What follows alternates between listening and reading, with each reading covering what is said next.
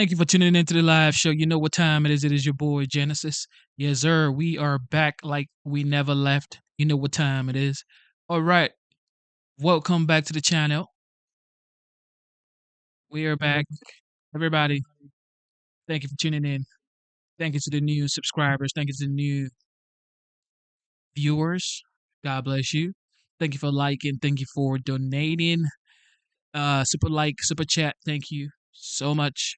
With that being said, today's date is the 23rd of December 2024, and it is currently 10:02 p.m. in the United States. Well, in the eastern part. What am I saying? No. Eastern time, okay? Eastern time, 10:02 p.m. All right. Thank you, thank you, thank you, thank you. Okay, so the title for today is What is Going On in America? What is going on in America, guys? What is going on? New news every day we get up. Okay. New news. We have the new updates from the House Ethics report on Matt Gaetz. What is going on with Matt Gaetz, everybody? This is just mind blowing. I mean, there's been conversations and talks about misconduct or whatever, but now it's like, it's out. It's out. What is this? Let's check it out. Let's get right to the House Ethics Committee report on Matt Gaetz. We're learning more and more about the sex and drug allegations against the former Republican congressman who was forced to bow out as President-elect Trump's choice for U.S. Attorney General. CNN's Caitlin Polantz has been studying the report and the supporting evidence that was released just a little while ago. Caitlin, give us the latest details.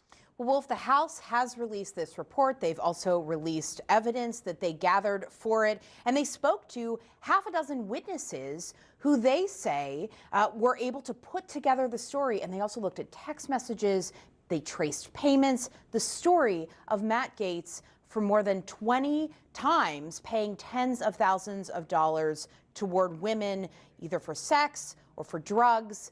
And they're saying in those findings that it shows Matt Gaetz was engaged in commercial sex, so paying women in exchange for sex. At one point, paying a 17-year-old for sex, having sex with her at a party in 2017 in July of that year twice, and giving her $400 in cash. The committee says they believe that could be statutory rape in the state of Florida. And then also taking illicit drugs. And Wolf, these are allegations that have hung over Matt Gaetz for quite some time. He was investigated by the Justice Department and he was never charged. The committee also points out they do not believe he violated federal sex trafficking charges. And while Gaetz is denying all of these allegations against him, the committee has assembled the text messages, the payment ledger, 11 pages long. And one of the text messages I want to highlight is the sort of thing that shows women were having a general expectation of sex. That's one of the ways the committee describes it. In this text message, one woman writes, "Matt never paid me. How much did he pay you?" Another says, "He gave me $400. And then the other woman says, "Hopefully he remembers. I don't want to have to ask."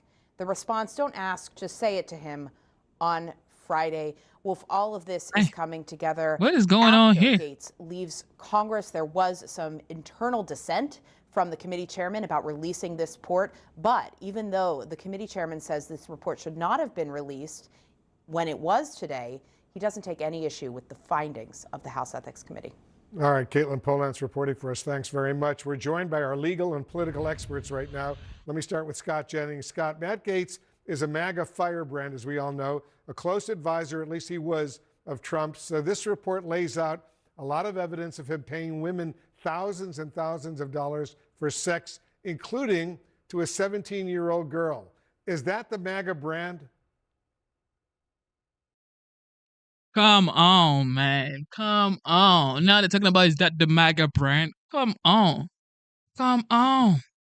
Talking about, is that the MAGA brand? MAGA is Make America Great Again. It's not the MAGA brand. It's not a brand. It's a way of life. It's Make America Great Again. What are they talking about right here? Is that a MAGA brand? Of course, CNN. What was I thinking? No, I don't think so. Certainly not the Republican brand. And as you noted in the report, he's not going to be in the president's cabinet. He's no longer in Congress. And so I don't particularly feel the need to be interested in it or defend it. To be candid with you, he's got to either deny or deal with whatever the fallout from this is. But, you know, I'm somebody who's interested in people in the Republican Party who are actually in office and actually moving forward to run the country right now. And he's not one of them. Megan Hayes, what concerns does this report raise for you? Look, I agree with Scott here. He's no longer in office. This is really nothing. I think that where the concern comes in is if he wants to run for office again. He floated yesterday running for governor in Florida, running for Senate in Florida. That is concerning to me. I don't think these are people we should have holding higher office. So I think that, you know, that's one of those things that is concerning to me. But I think that in terms of it being out, this is gross. These are despicable allegations, and he should be held accountable as much as he can be. But I think it's when he runs for office again is where it's concerning to the public. Elise Adamson is with us. And Elise, you're a former federal prosecutor. Given all of this evidence that was released today, why didn't the U.S. Justice Department pursue actual charges against him? And does this report possibly reopen Gates to prosecution right now? Those are all really good questions, Wolf. I think the first thing people need to understand is that one of the most serious allegations in this report was the statutory rape allegation, the sex with a 17-year-old girl. That is a state law charge. That is not something that would have been wrapped up in that federal investigation if it was separate from the sex trafficking, and the statute of limitations has now run on that. With respect to the potential federal charges, that would have to be trafficking. That means that Matt Gaetz would have had to bring these people, these women, over state lines for sex. And it seems from the report that that was hard to establish, especially with respect to the minor. Then the other acts of the sexual contact for money, that was all consensual. And so the federal government only tries cases where people have been taken over state lines for coercion, fraud, duress. There's some kind of abusive element that is simply missing from these allegations where it is all consensual. There's another lesser charged older statute called the Mann Act, which could sweep some of that conduct in. But again, prosecutors do not use that tool anymore when it is just consensual prostitution. Those cases are usually handled at the state level. So I have not read anything in this report that I think would invite further federal investigations. And then again, a lot of the state charges, the statute of limitations have already run. Interesting. Scott, how does it reflect on President-elect Trump that Gaetz was It doesn't his first reflect choice anything. to become the Attorney General of the United States, the top law enforcement officer in the nation? Well, it was a rough 8 Oh, days because this stuff had been laying out there. And obviously, you know, they didn't think through the vetting that was going to go on for this kind of appointment. I mean, let's be honest. That's why it only lasted for 8 days, that and the fact that he had a number of enemies up on Capitol Hill. But to President Trump's credit, he immediately realized it, pivoted out of it, and went to Pam Bondi, who, as I understand it from the Senate and all of her meetings, is getting terrific marks on her nomination. All of her meetings are going well, and everybody's really happy with where he landed. So this was a case where started in a bad place, wound up in a good place, and the person who's ultimately going to be Attorney General is a two-term AG from Florida who's well liked across the Republican Party. So in this case, we're going to get a good outcome, even if it didn't start great. Megan, Trump, as you know, has a long history himself of sexual misconduct allegations. His choice for defense secretary is facing sexual assault allegations. Much of Gaetz's conduct was known actually before this ethics committee report was released, when Trump wanted him to be the attorney general. What does all this say about the culture in Trump world? Look, I think that Donald Trump cares about one thing, and that's loyalty to him. I don't think he necessarily cares about people's character or what they do in their lives or what they've been accused of. I mean, all of these allegations against Hegseth or Donald Trump or Matt Gaetz are gross and despicable, and we shouldn't have to have these people in elected office. But, you know, the president-elect cares about one thing, and that's loyalty. So that's the Republican Party's, I guess, prerogative to have that sort of leadership, but it's not something as a Democrat I would want for my party. Elise, one woman in this House Ethics Committee report said she felt violated by Gaetz, and another said, and I'm quoting her now, "I think about it all the time," adding, "I still see him when I turn on the TV, and there's nothing anyone can do. It's frustrating to know I lived a reality that he denies. Is it possible you think these women might pursue legal action against Gaetz? Yeah, well, absolutely. Just because criminal cases can no longer be filed doesn't mean that they will not file civil suits. I believe that is also something that was referenced in the House Ethics Committee report with respect to victim A, that her lawyers got in touch with former Representative Gaetz lawyers threatening a lawsuit, and they're perfectly entitled to. And this is a good example of victims still able to seek justice. Some people may paint it as, trying to seek money for their victimhood, but at the same time, if the justice system has failed them as it is, and many are traumatized for life, there is still legal recourse through a civil suit. Scott, do you think Gaetz should be able to hold public office again? Well, I mean, that would be up to the voters to decide. But, I've been on a few campaigns in my life, and these kinds of allegations would seem to me to be really problematic. I would also just note that, he's been something of a troublemaker in the Republican Party. I mean, he did join all the Democrats to upend the Republican Party's leadership in the last Congress and caused a protracted issue for the party. And so there have been times when not only has he caused himself personal problems like this allegations in these reports, but he's also caused the party problems as well. And so, if he runs again, the voters are going to have to take all this into consideration, just like Donald Trump had to take it all into consideration when the nomination was pulled after 8 days and he decided to go a different direction. So my suspicion is he'd have a primary if he ran somewhere, and the voters would have to figure out if they wanted somebody with this hanging over their head or somebody else. Yeah. All right, guys. Thanks very, very much. Joining us now, Republican Congressman. What do you guys think about this Matt Gaetz situation?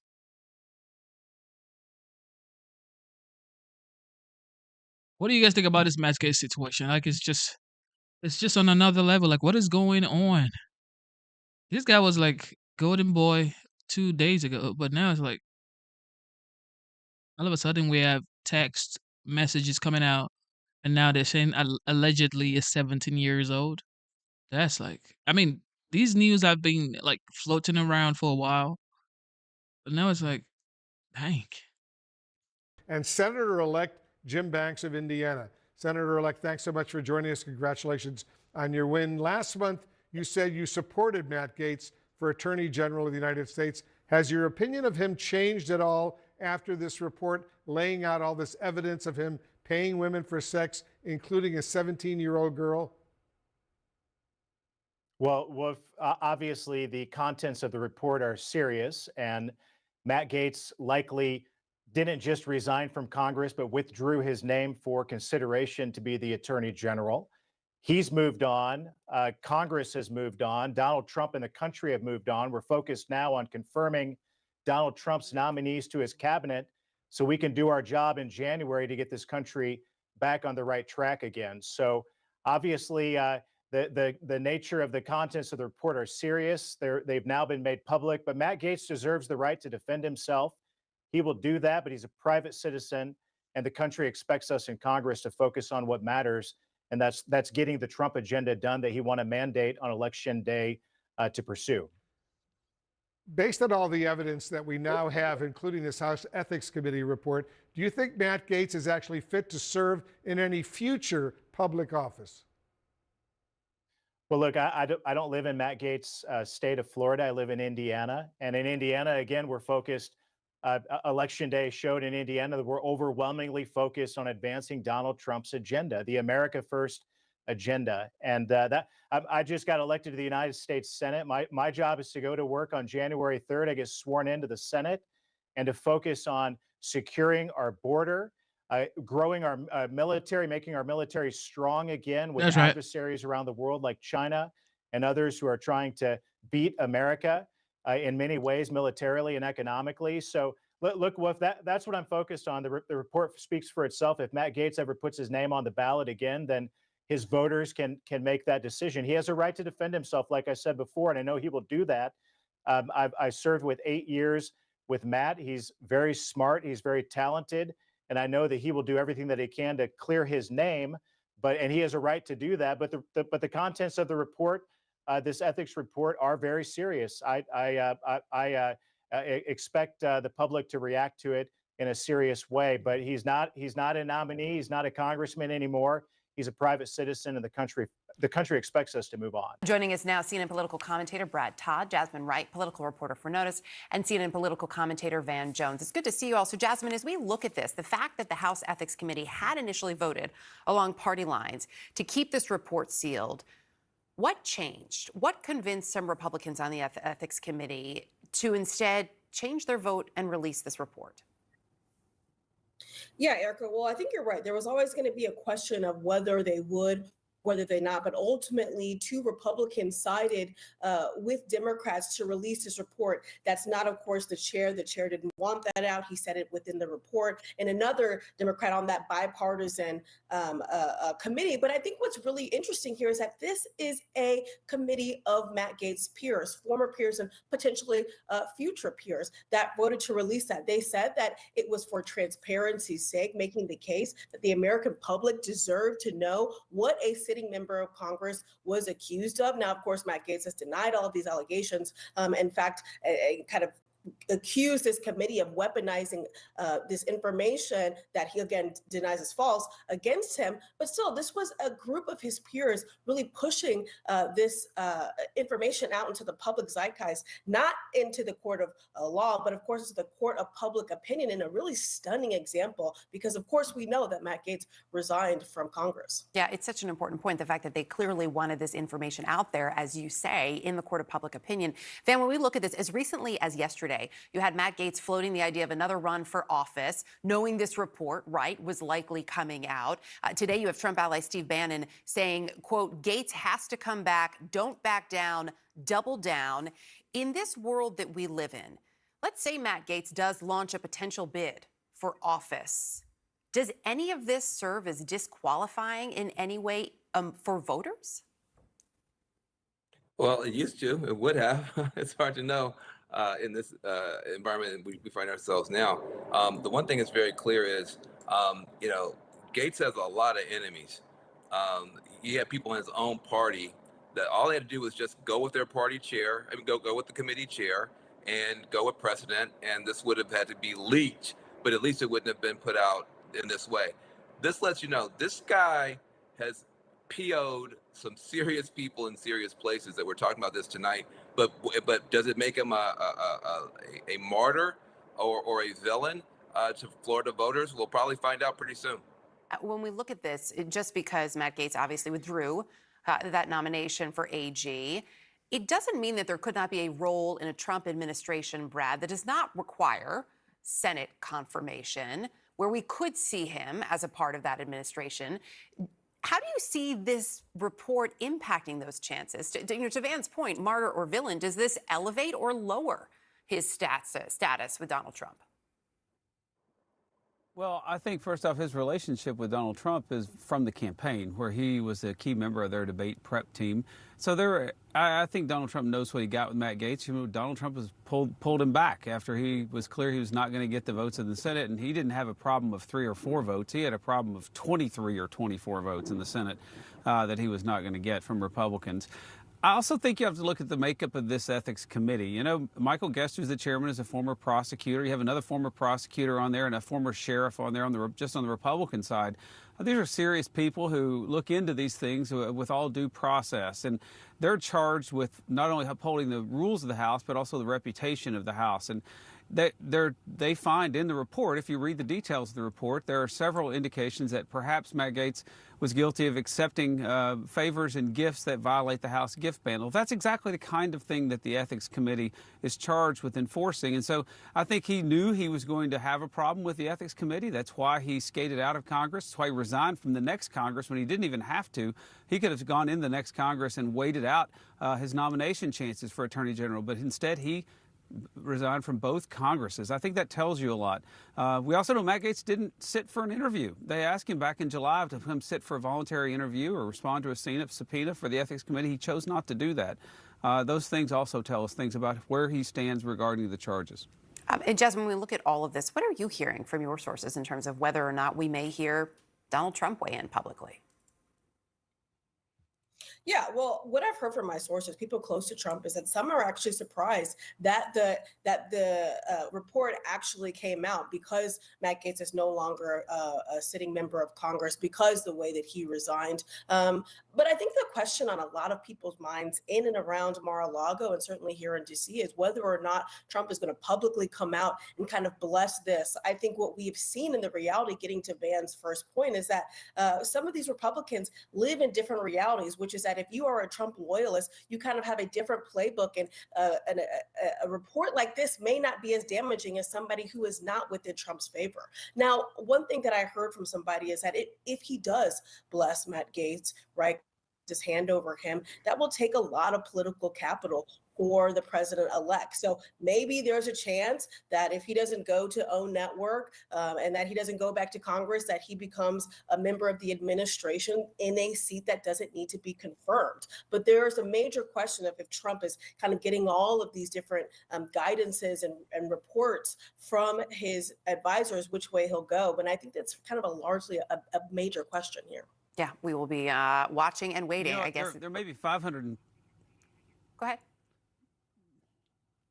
Well, there's 535 members of Congress, and there might be 3 of them that want Matt Gaetz in some kind of job in the administration. So the president-elect may factor that his unpopularity in Congress before he does anything. We'll see. Or maybe Elon Musk will weigh in. Who knows? Oh, to be a fly on the wall. Brad, Jasmine, Van, thank you all. Democratic Congressman Glenn Ivey of Maryland. He is a member of the House Ethics Committee. Congressman, thank you very much for your time tonight. The contents of this report are very serious. I'm hearing that from Republicans and Democrats alike today. What is the most damning thing in this report, in your opinion? Well, I think you covered a lot of it. You know, certainly the allegations or the findings with respect to the sex with the 17-year-old are very powerful, and you know the prostitution issues and the like. I mean, there's a lot there. So it's kind of overwhelming, I think, in some ways when you read it all and put it all together. And our staff did a great job of doing a very thorough investigation and bringing us the information so we could do that, put it in the report, and allow the public to see it now. Gaetz has responded to all of this, saying he did nothing wrong. He denies the allegations. He filed this lawsuit that I mentioned this morning, essentially trying to block its release, accusing the committee essentially of defaming him and engaging, the way he put it was an unprecedented overreach that threatens fundamental constitutional rights in releasing the report. How do you respond to him tonight? Well, I think the point is that, you know, the report is out there now and the public can see it and review it and decide for themselves what they think. And, you know, your lead-in report mentioned, you know, other possibilities as far as, you know, whether it's Department of Justice or local law enforcement taking a look at these things too. It's available for them as well. So, you know, Mr. Gaetz has the right. He's got First Amendment rights just like anybody else. He's got a very big platform as well.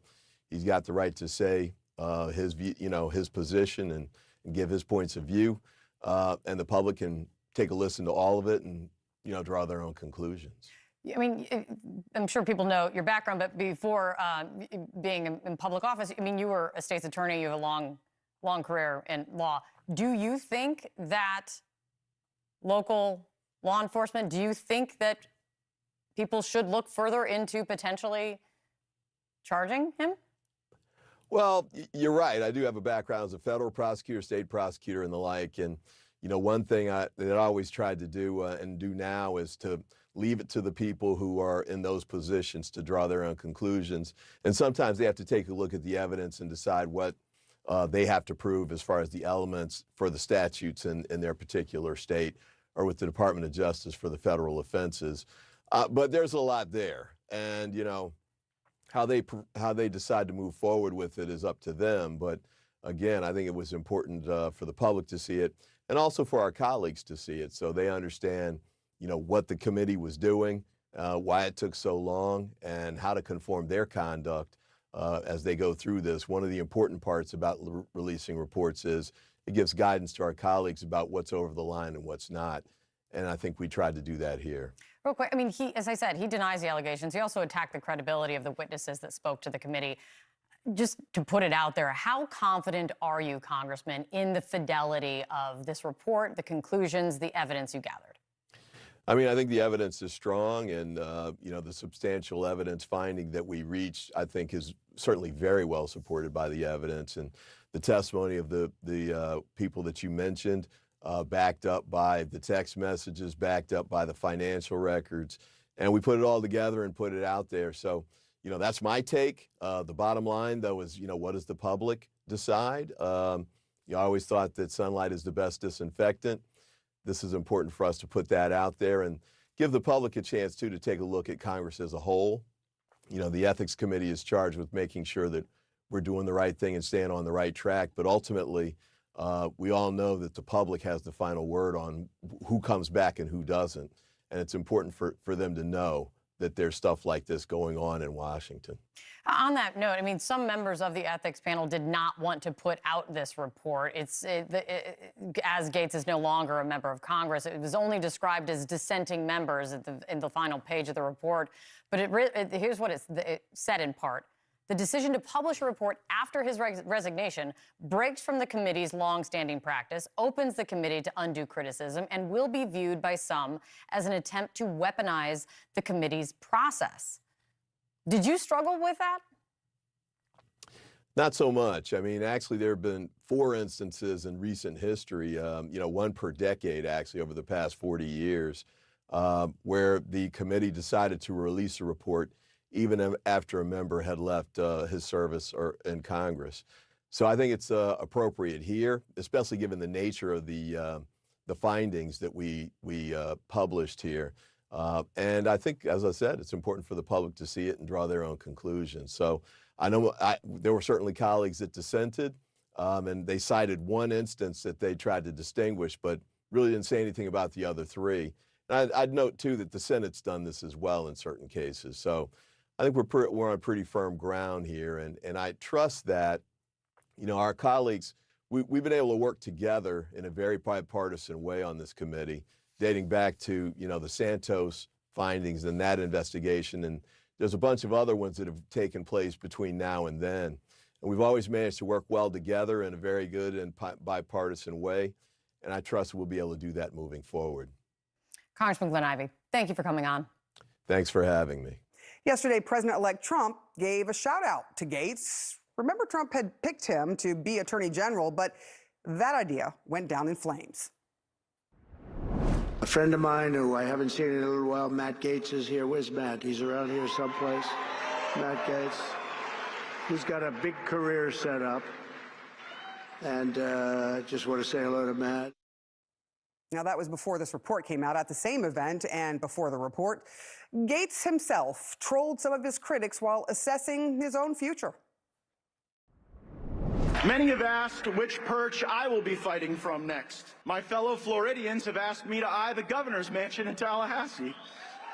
Maybe special counsel to go after the insider trading for my former colleagues in Congress.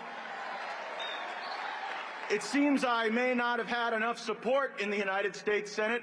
Maybe I'll just run for Marco Rubio's vacant seat in the United States Senate and join some of those folks. So, does this report change that? My first source tonight is CNN crime and justice correspondent Katelyn Polantz. Thank you so much for being here, Katelyn, on this Christmas Eve. Can you walk us through the pages and pages of evidence that the committee found that they say backs up their report?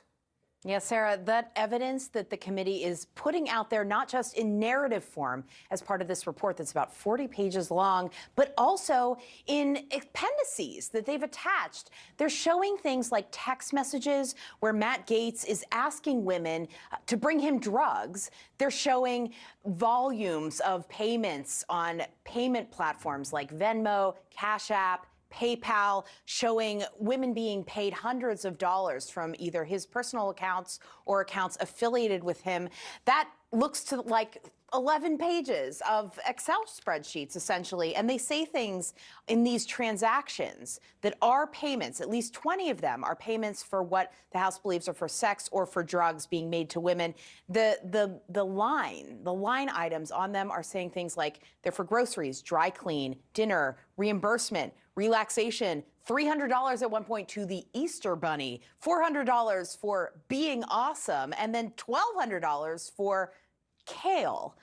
So, Sarah, that is part of the evidence, but there's also more on top of that. There are witnesses who spoke to the committee, including this woman who was 17 at the time she had sex with Matt Gaetz in 2017 when he was still a sitting congressman. She did testify to the committee and speak to them about her experience. What more did the committee learn about Gaetz' interactions with the 17-year-old that they're saying they understood he allegedly paid for sex?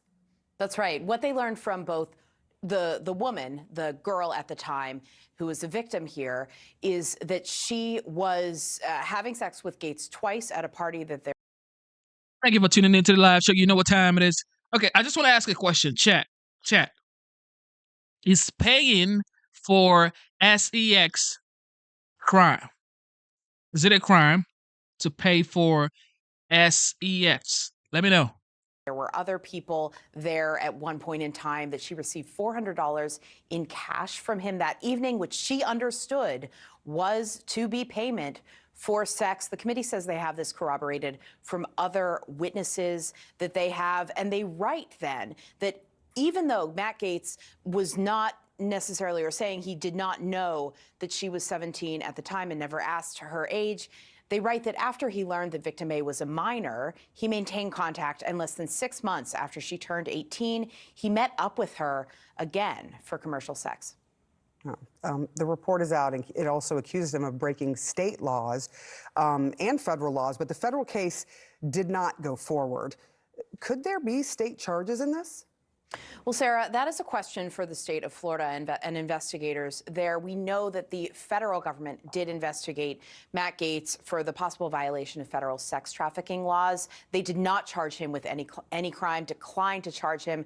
The House Ethics Committee then picked up their investigation. And in the report today, they, too, did not find evidence to conclude he may have violated federal sex trafficking laws. But on the state question, what the House found is that they believe that he may have committed statutory rape when he had sex with this girl in 2017, and that could be in violation of Florida's law. They also say that they think it's possible he may have lied to them, made false statements, or tried to obstruct this congressional investigation. But what happens next? Those are questions for authorities that we just won't know the answer to yet. And we certainly know that Matt Gaetz is talking about trying to run for office in Florida, certainly before this report came out, but he is saying he has done nothing wrong. Caitlin Polantz, thank you so much. I want to bring in my political sources tonight, senior advisor to Hillary Clinton's 2016 presidential campaign, Karen Finney, and former senior advisor to Senator Mitch McConnell, Scott Jennings. Thank you both for being here. Scott, let's start with you.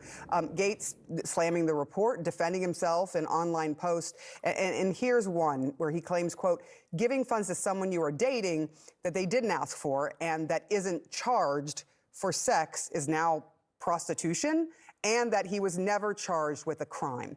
Gaetz has repeatedly framed the Justice Department's decision not to charge him as an exoneration. We know that that isn't how this works. No prosecutor has actually come out to clear Gaetz, but he was never charged. What do you make of all of this and the fact that the ethics report is out and it has got some really damning information in it?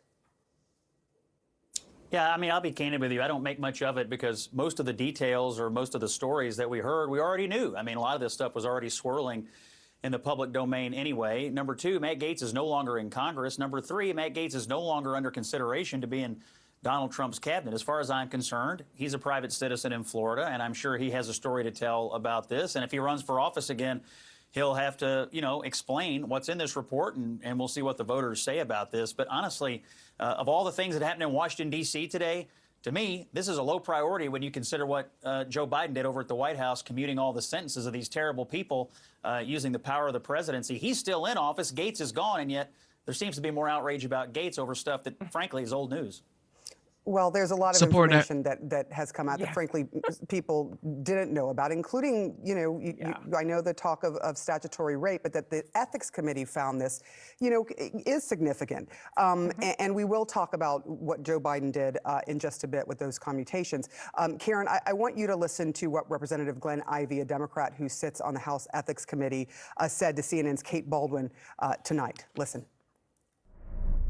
I think the evidence is strong, and the substantial evidence finding that we reached, I think, is certainly very well supported by the evidence and the testimony of the people that you mentioned, backed up by the text messages, backed up by the financial records, and we put it all together and put it out there. So, that's my take. The bottom line, though, is what does the public decide?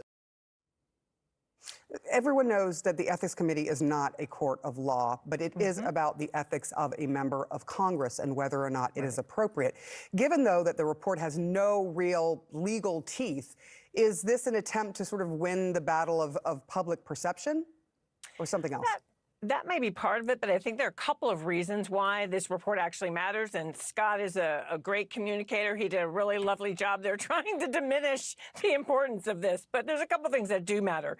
Number one, remember that when Donald Trump initially nominated Gates, he was talking about recess appointments, which would have meant that Gates would not have had to go through any kind of formal hearing. And there was he was pressing that the report not be released. I say that because it is a reminder. This is why the hearings for each of these cabinet nominees matters. It's important that every single one of those individuals go through the process. I think Trump has finally come around to realizing they're not going to let him get away with just trying to shove some of this stuff under the rug and pass these people through. I mean, imagine someone like Matt Gaetz as the Attorney General of the United States of America. I mean, he is a disgusting sleazeball.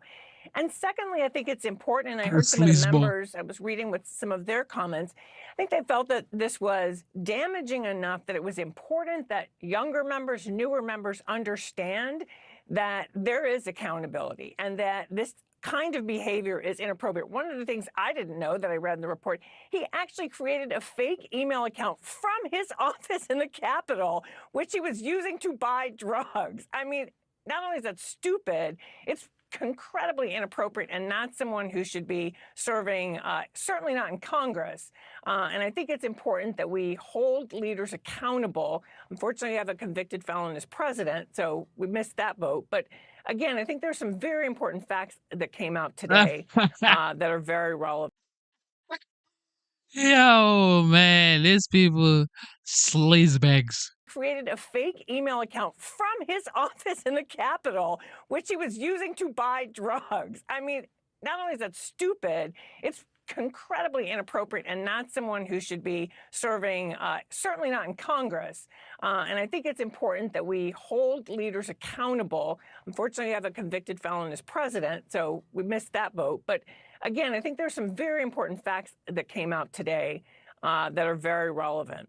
This is a bipartisan, the Ethics Committee is bipartisan. I think it's evenly split. So a Republican would have had to have voted to release this report. I'm curious from you, Scott, because you mentioned the possibility that Gates might run for office. Does he have a political future in the world that we live in now? Well, a couple of things. Number one, listening to Karen's explanation of this, I just want to remind everyone, Matt Gaetz is no longer in Congress. Matt Gaetz is no longer under consideration for being in the cabinet. Matt Gaetz is not going to be recess appointed to anything. I feel like there's an effort today to make it feel like, we're, 6 weeks ago. We're living in the now. The now is, after he thought about it, Donald Trump dumped Matt Gaetz and got Pam Bondi, and she's going to be an amazing attorney general. And Matt Gaetz thought better of it, and he resigned from Congress, and we'll see what he does. Regarding his political future, I mean, anybody can run. The voters have to look at your whole record and decide what to do. I would assume, I'm no super genius, but I would assume having a report like this hanging out there over your head, you'd have to explain it, when you ran for Congress, and it would probably be problematic if some of the other people involved in the report came forward. But, that's for him to decide, and I really have no idea what he's going to do. Okay. Everybody's coming after Matt Gaetz, yet Hunter Biden was pardoned by his father, who happens to be the 46th president of the United States. But nobody's talking about that. Everybody's now talking about Matt Gaetz. Nobody's talking about the drones in New Jersey. Nobody's talking about the Panama Canal now. Nobody's talking about the border anymore. Nobody's talking about all of this stuff going on. Everybody's now Matt Gaetz. But Hunter filmed himself taken. Okay? He was taken Hunter was on live taken, filmed. Hunter is like the ultimate playboy. He filmed every process of it, yet was pardoned. Yeah. You can never make this up, guys. Never. Breaking right now, the House Ethics Committee has just released its report on Matt Gaetz. Let's get to Chad Pergram on Capitol Hill. Hey, Chad. Julie, good morning. It's a 37-page report, and the committee claims that there is, quote, substantial evidence that Gaetz violated House rules.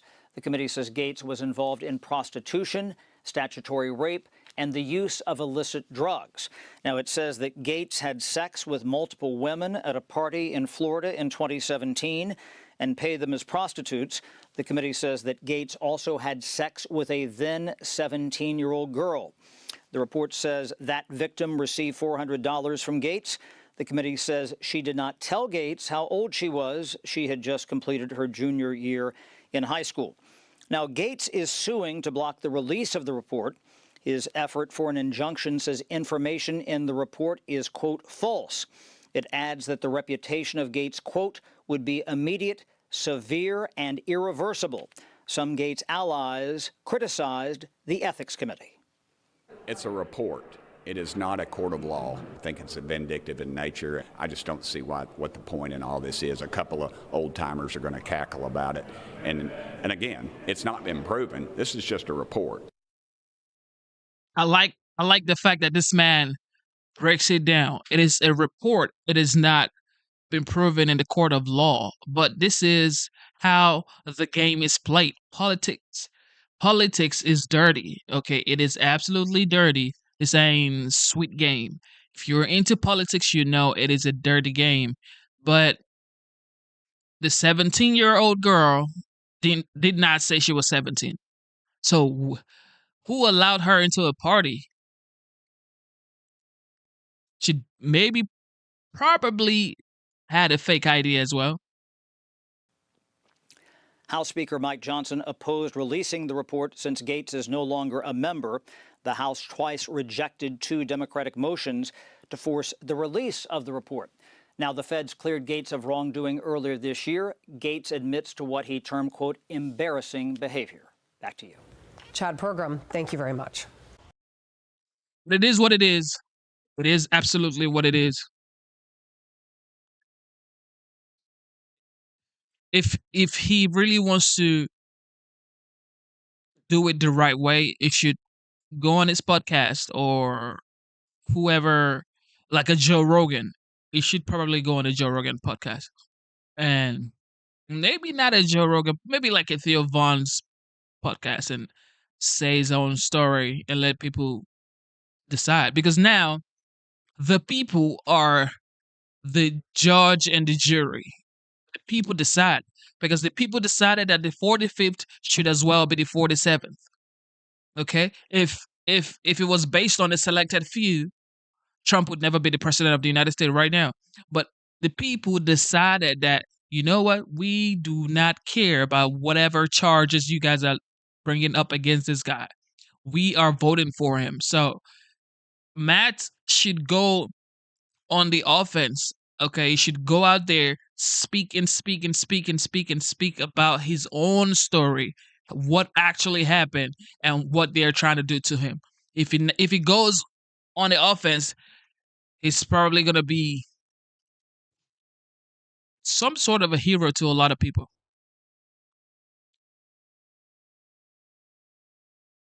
All right, Donald Trump not wasting any time mapping out his return to the White House. The president-elect giving his first rally-style speech since winning re-election, telling thousands of his supporters his plans to ring in the golden age of America.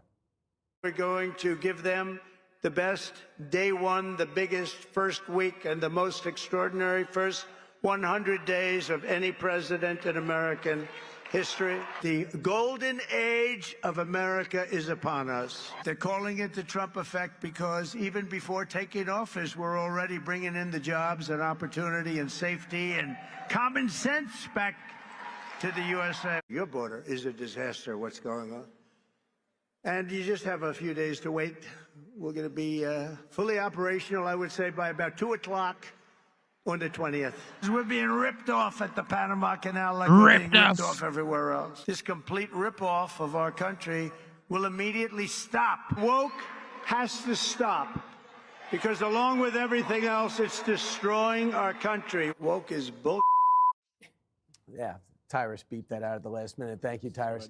And as Trump lays out his plans for the next 4 years, most Americans appear to be on board.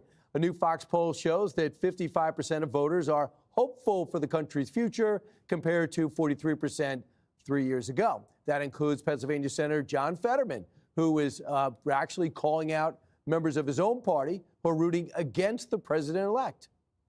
I'm not rooting against him. If you're rooting against the president, you are rooting against the nation. Facts. And I'm not ever going to be where I want a president to fail. So country first. I know it's become maybe like a cliche, but it happens to be true. I love it. I wish more people felt the same way. Well, let's start off, Kellyanne, if we can. Some of the things the president went over is I'd like Greenland. I'll take back the Panama Canal. Fetterman, let me tell y'all something. Change your. Fetterman will be a big problem for the Republican Party if he stays in the Democratic Party or in the Democrat Party. He is going to be a huge problem for the Republicans. Say, for example, he wins the nominee to become the next president of the United States.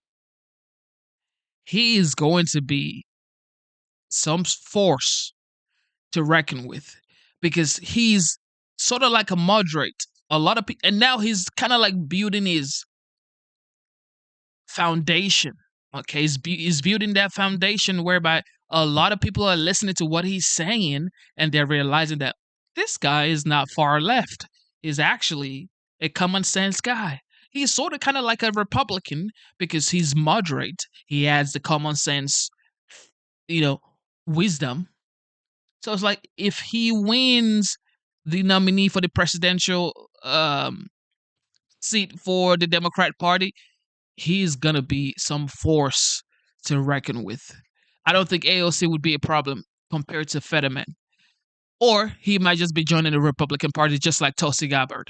Fee schedule, Iron Dome for the country. How about deport criminal aliens, finish the wall, and death to DEI? It was a pretty good speech. Pretty good speech. I think in part because of President Trump and his victory, DEI is DOA. Lots of companies unraveling their programs. They found out they're super expensive, super counterproductive. You're telling people already who like each other, work together, invest in each other's lives, personally and professionally, that they're actually racist and xenophobic and sexist and all the rest. But Donald Trump's having fun. I think that this is where the country wants to be now, optimistic, forward-looking, hopeful.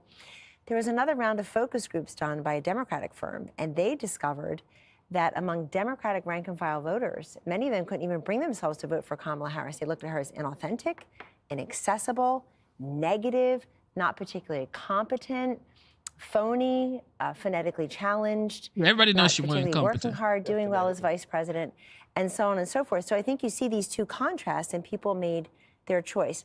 Look, President Trump, when he gets up and he does these rally-like speeches, he's actually giving you his list of priorities, and people should listen. I think the most fascinating thing happening right now, whether it's in the form of Panama or Denmark or Greenland, Mexico and Canada, is President Trump using tariffs for a third reason. Traditionally, they're used to raise revenue, they're used to protect vital American industries. He's now saying, I'm going to use them as a tool and a bargaining tool to compel or incentivize your behavior as a nation on other things.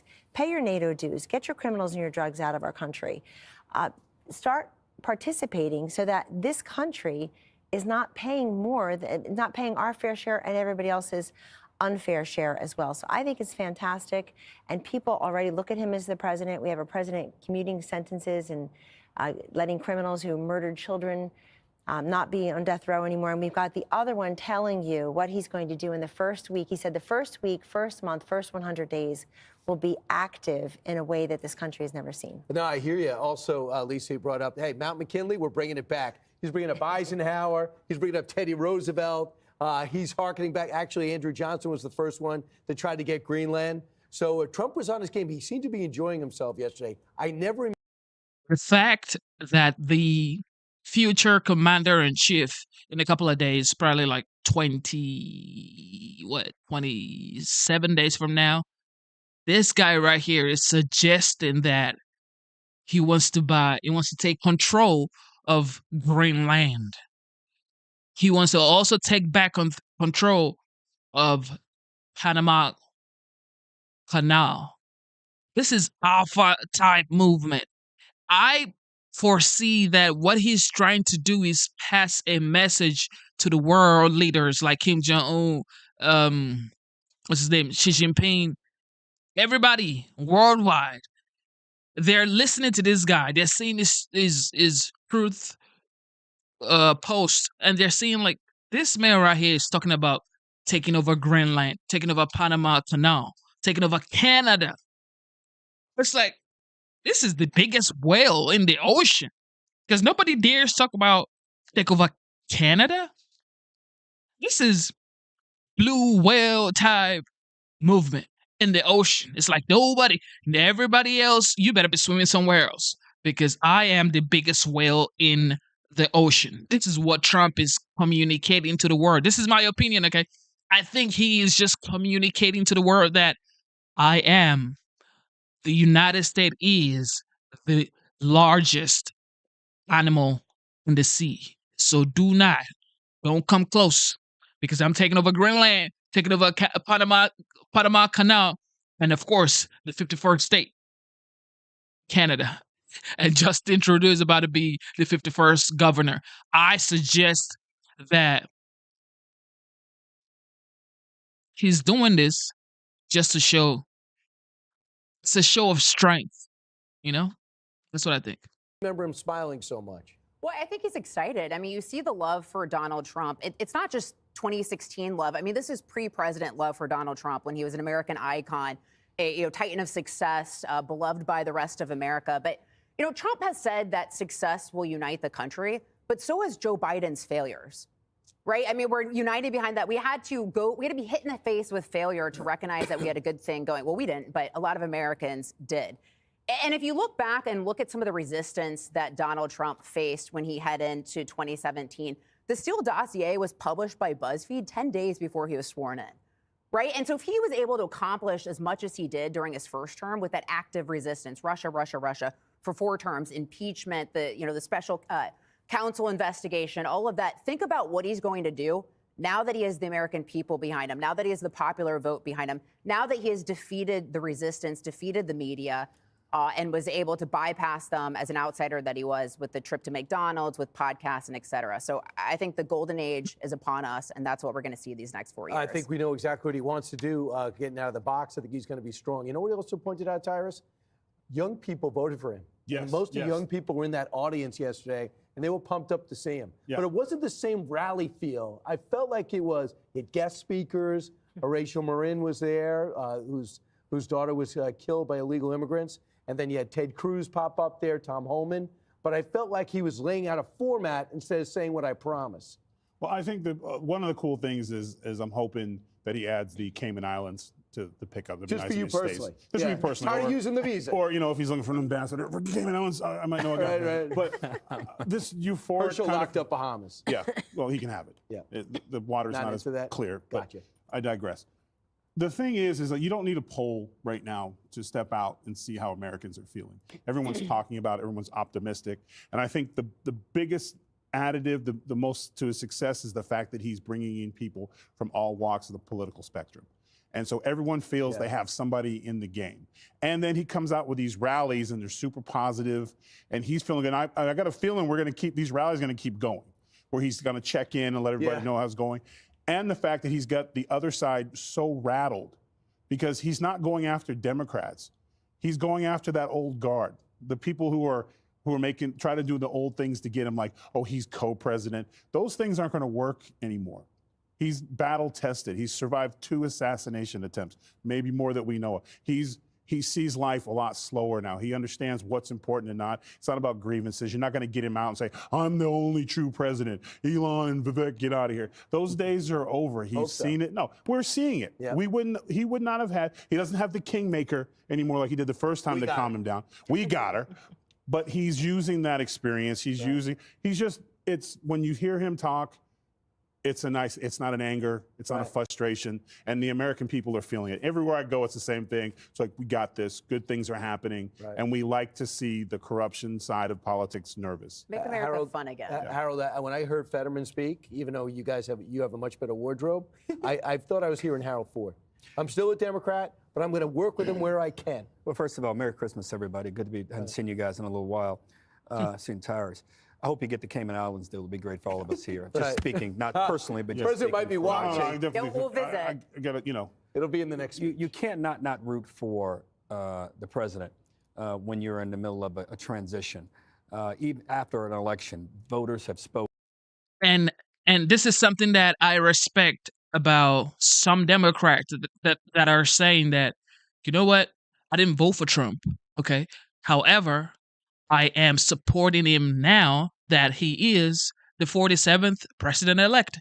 Because what are you going to do? So for the next 4 years, you are going to,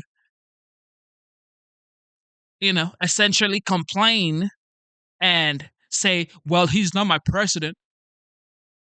Is that what you're going to do for the next 4 years? Or are you going to just rally behind him and say, you know what? I hope he makes the right decisions. I hope he stands by his words. There are things that I don't agree with him, but I hope it just makes sure America is safe, border is safe, foreign policy is safe, okay, and nobody invades. That should be your concern. Like, you shouldn't be, well, everybody's gonna see now that look who you voted for. That shouldn't be what you should be praying for. Like, we've gotten to a stage that people are now praying for the failure of a candidate they did not support, especially when they win. That's just bad. That's absolutely bad. So you're saying your hatred for Trump trumps your love for America. Is that what you're trying to say? You're trying to say you hate Trump more than you love America? Nah, you have to love America more than you hate Trump, and that's it. I think people elected this president on a couple of grounds. One, they want the border fixed, and some around the table have mentioned that. They want this issue of drugs and crime, drugs coming across the border, the crime coming with it. They want it tamed. I think a lot of voters in those battleground swing states made that very clear. Two, they want the cost of things to come down, their groceries, insurance, housing. This is a basic election in that regard, is that people made a calculation on that. And the president campaigned on resolving things around the globe. We found ourselves entangled in places that we needed to be because our interests were at stake, interests were being threatened.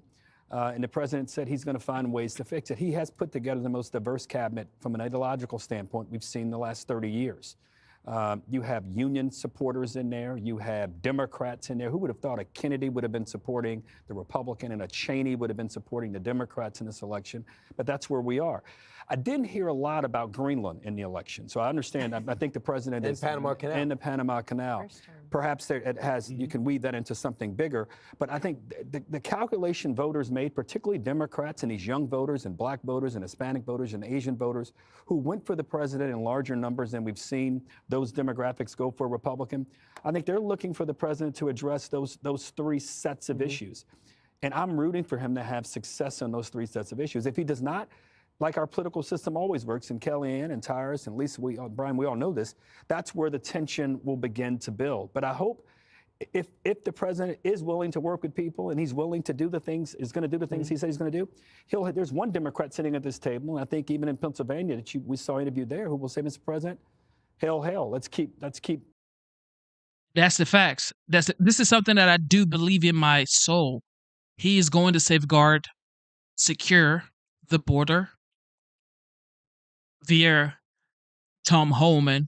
Tom Homan is going to be the tool to make sure that part is secured. And also foreign policy. Vladimir Putin and Zelensky. I think his name is Vladimir Zelensky too. Right? What is his name? What is Zelensky's full name? Let's check.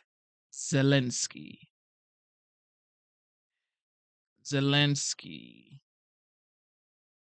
What's his full name? Vladimir Volodymyr Zelensky. Okay, so Vladimir Putin and Volodymyr Zelensky, both of them, when Trump gets in there and settles this whole situation, it's like everybody would already realize that this is what we have been waiting for, because those are the major key issues he campaigned on: the border, the wars, inflation. Basically, those are like the major three things. Because inflation, if he brings inflation down, then the United States would be great again, because everybody would have some money in their pocket. You don't have to pay way too much for things that are not supposed to cost that high. And of course, energy price. He said it was going to slash that in a year into half, by 50%. And he also said it was going to cap interest rate at 10% for credit cards. No tax on tips, no tax on overtime. These are key issues. I feel like if he does implement these things in the first 6 months, he already won. He already won for the rest of his administration. But if he doesn't, and maybe get distracted by some BS by a lot of people, because they're not gonna let him rest. Now they've started the new sort of kind of like the new rhetoric, President Musk. So if he dwells on that, then it's gonna be an issue.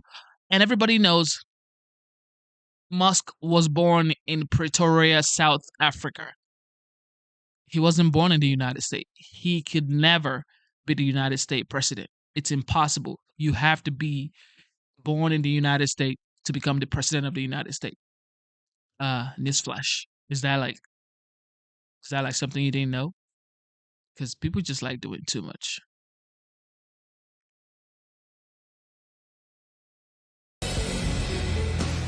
Welcome back, America. We're here with a dear friend of mine, Stephen A. Smith. And Stephen A. Smith and I met many years ago at a radio event. Yeah. And as I recall, Stephen A., you can correct me if I'm wrong, and I know you will. You came up to me and you said, I'm a fan of yours. I don't always agree with you. That's right. But I like the way you do radio. And I said, there's the great Stephen A. Smith. Yes. He's a fan of mine.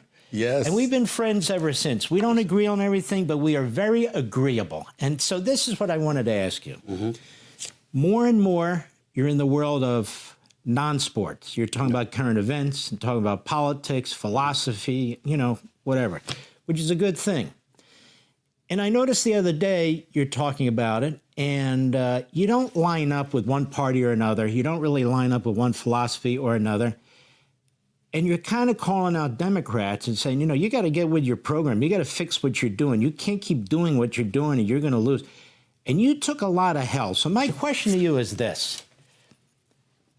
Isn't this kind of stereotypical that people expect a sports guy, a black guy on ESPN to toe the line or else? And yet, you know what? Because of you, I watch more and more ESPN, and I don't find that to be the case at all. I find a lot of different opinions and a lot of different guys in a lot of different areas. But isn't that problematic? It's problematic, but I wouldn't confine it to the world of sports. I think that the Democratic Party have been very adroit and skilled up until recently in really coming across as if they have this high moral ground to stand on and essentially guilting people into believing whatever it is that they're singing about. And I think that ship has sailed now. I think that with these latest election results, the American people have spoken. There's no way around that. When you consider the fact that Donald Trump won all the swing states, that he basically elevated his cachet in every demographic that you can find. He won the popular vote as well as the electoral college vote. It was an indictment against the Democratic Party. They went too far left. They ignored the common sense, middle of the road, sensible voter as far as I'm concerned. I don't believe that most of American citizens are on the fringes, whether it's extreme right or left. I think most of us, whether it's center right or center left, want to be in a position to compromise. We want to see people communicating with one another, getting along with one another and expressing their levels of disagreements. In other words, disagreeing without being disagreeable per se. And we didn't see that. And as a result, when you engage in demagoguery and fear-mongering, and that's your battle cry in order for you to receive votes, The American people said enough of that nonsense, and I'm happy about that. And so the fact that I speak up about that and people attack me, you know me well enough, Mark. Like you said, you and I go back about 20 years now. I could give less than a damn about them attacking me or whatever the case may be. I'm a fair-minded individual. I'm going to call balls and strikes like I see it. And I think that this, just like in 2020, one could argue that folks did not vote for Biden. They voted against Trump. I think in this case, it wasn't about voting for Trump. It was about voting against the left and how extreme they became and how hypocritical their message was ultimately absorbed to be by the American people. That is why they lost this election, and that's why Donald Trump is going back into the White House. When we come back, my question to you, Stephen A. Smith, is this. You say you probably voted. I think you voted for Kamala Harris. I did. Could you see yourself looking back on this, watching how Trump is conducting himself, watching his views, common sense, he says, that's my philosophy, it's common sense, reaching out to an awful lot of people on the Democrat side, even on the left. Could you now see yourself today voting for Donald Trump when we come back? Whoa, whoa, whoa, whoa, whoa, whoa, whoa, whoa, whoa, whoa, whoa. That is going to be tricky because, look,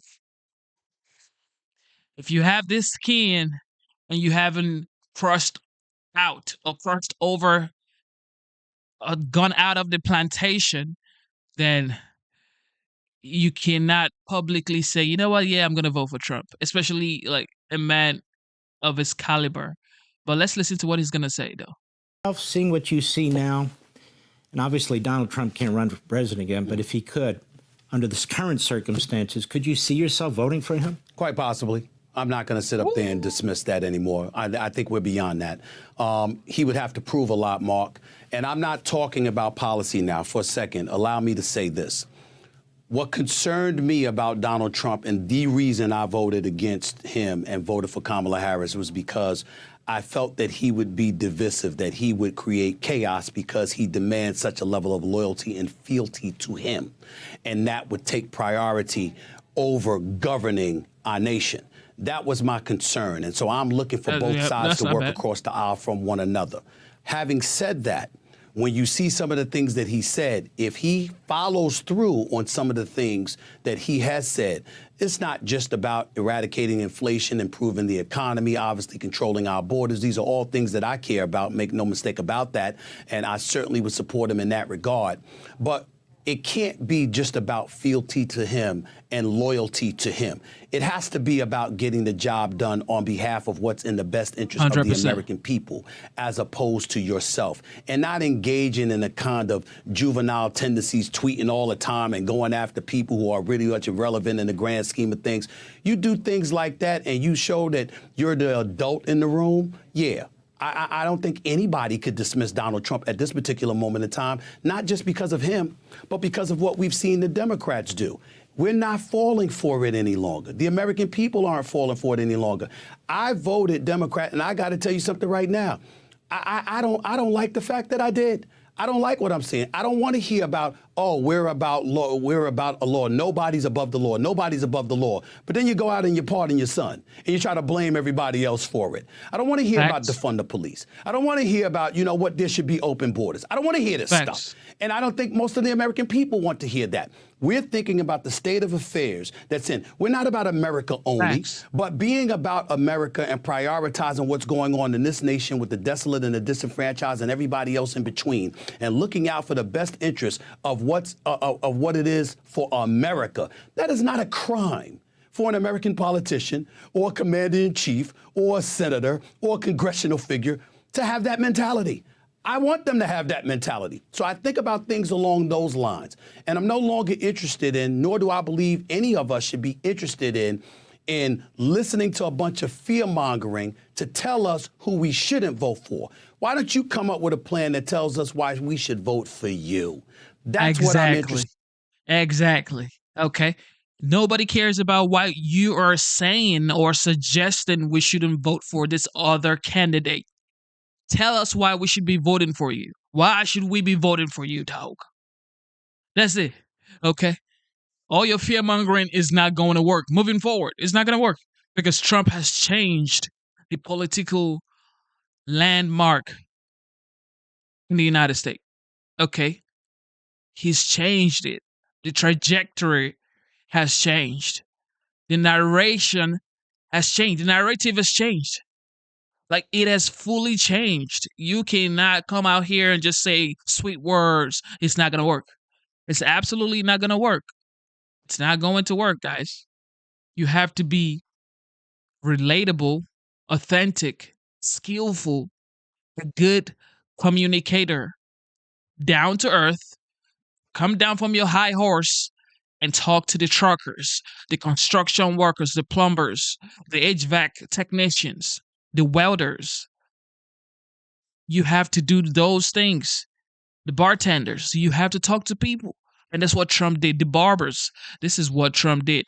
And Kamala was just copying him every step of the way. And that's why people saw that there's no way I'm voting for this lady right here. In. And if Donald Trump, J.D. Vance, Byron Donald, Marco Rubio, or the host of other Republican candidates coming down the pike, that's the kind of message that they're going to put forth, I'm down for it. I'm open-minded enough to make sure that I entertain that from a policy perspective. That's what I want for the American people. That's what I want for this nation. That's why we love you, my man. Now, one quick question. I don't have a lot of time left. Sure. There you have it. There you have it. There you have it. Stephen A. Smith is not playing around. Everybody's waking up right now. Everybody's waking up right now. It is what it is. It's not racial politics anymore. It's common sense. And who can actually get the job done, who can deliver, that's who we're voting in moving forward. That's it. Next. A Fox News alert right now. NYPD now, what's going on with this sources guy? tell us an illegal immigrant is in custody after allegedly setting fire. I don't know if you guys heard about this guy in New York on the subway. He allegedly set a woman straight up on fire. It's like, what in the world is... Yeah, absolutely. Christian says the mechanics. Of course. Of course. You have to come down from your high horse and talk to every single person. If you cannot do that, then you cannot be the president of the United States. Okay? Bye. So what's up with this guy that allegedly set someone on... Is just ridiculous. They set them on fire on the subway in New York. And now they're saying, NYPD source says this is an illegal migrant. Another win for the illegal migrant criminals. This is another win right here for them. Because this is total BS. Yes, setting fire to a woman in a New York City subway. We must warn you, this video is graphic. We're going to show you once so you know what we're talking about. The NYPD accusing him of approaching a woman sleeping on a stationary train and lighting her clothes on fire with a lighter earlier yesterday before sitting on a bench and watching her burn to death. Our next guest was just in New York City earlier this month, meeting with Mayor Adams about the... What kind of mindset do you think you would have to be able to watch someone, a human being, a woman that has flesh and blood, burn?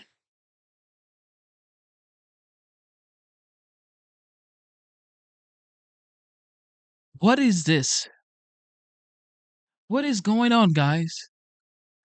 Yeah, this is terrifying, everybody. I feel like he needs... Like here, that guy right there, that guy who sat down by the subway, he needs one right here. That's what he needs. Legal immigrant crisis.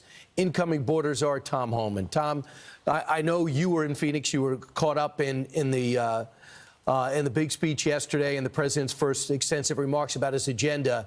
But from what I just told you, what are your thoughts?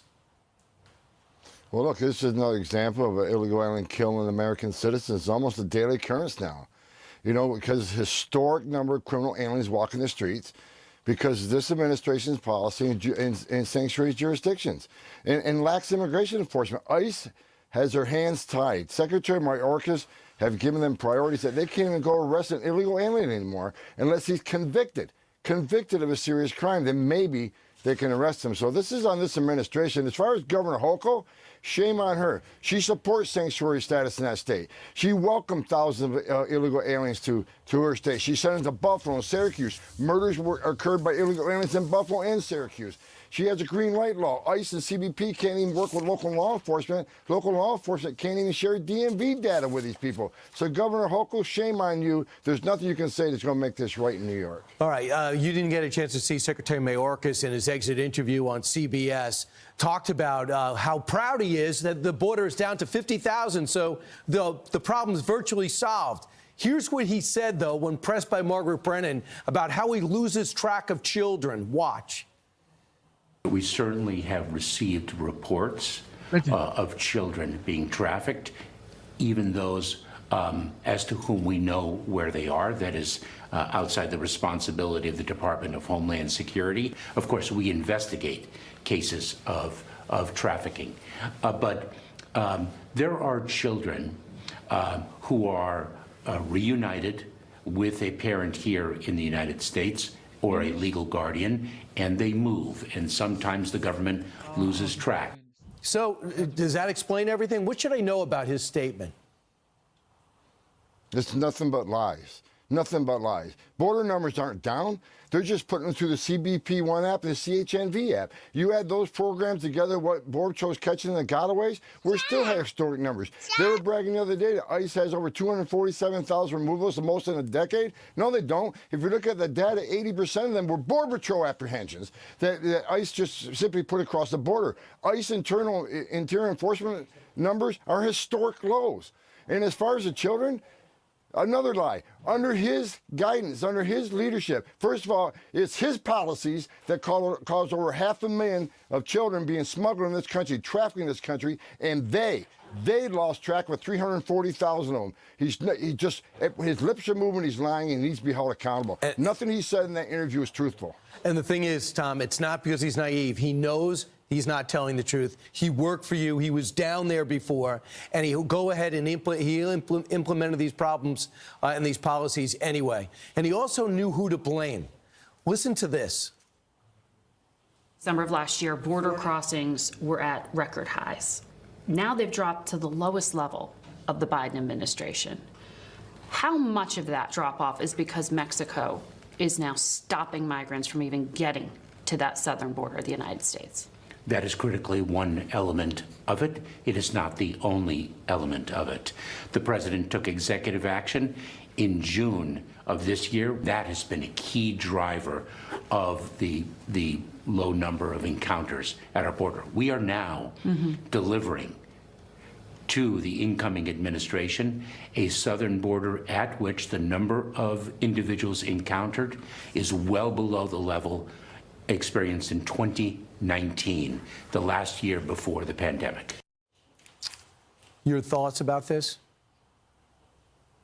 Another lie. The numbers are not down like they claim they are because they've taken thousands of illegal aliens. Tom Homan says another lie. This is another lie. Okay?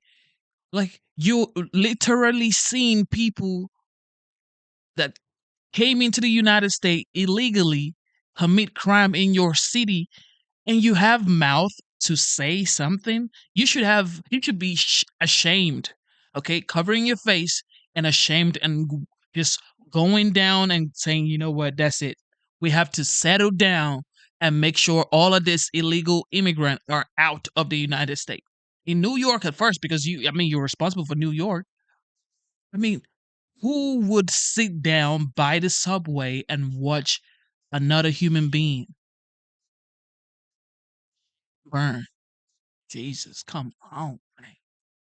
Aliens, bring them to our city, straight to the airports on the CHNV program, straight into our airports from countries. Same illegal alien population, but they divide them in 3 buckets. Let's bring thousands to our airports through CHNV. Let's bring thousands a day to the CBP One app, and we're still catching thousands a day by the Border Patrol. He's lying. They take the same illegal alien population, divide them in 3 different buckets. So the encounters are not down to historic levels, like you said. And bottom line is, it isn't about the number of people you deport, it's about the number of people you release in this country. Over 8 million illegal aliens you release in this country, and that's why we have the crime rate we have today, and that's why, look, you know who's going to fix this whole problem? President Trump's going to fix this issue, because we're going to shut the border down, we're going to have the largest deportation operation this country's ever seen, and we will find over 340,000 children that you lost track of, that you released to unvetted sponsors. Many are in sex trafficking, many in forced labor. We will rescue those children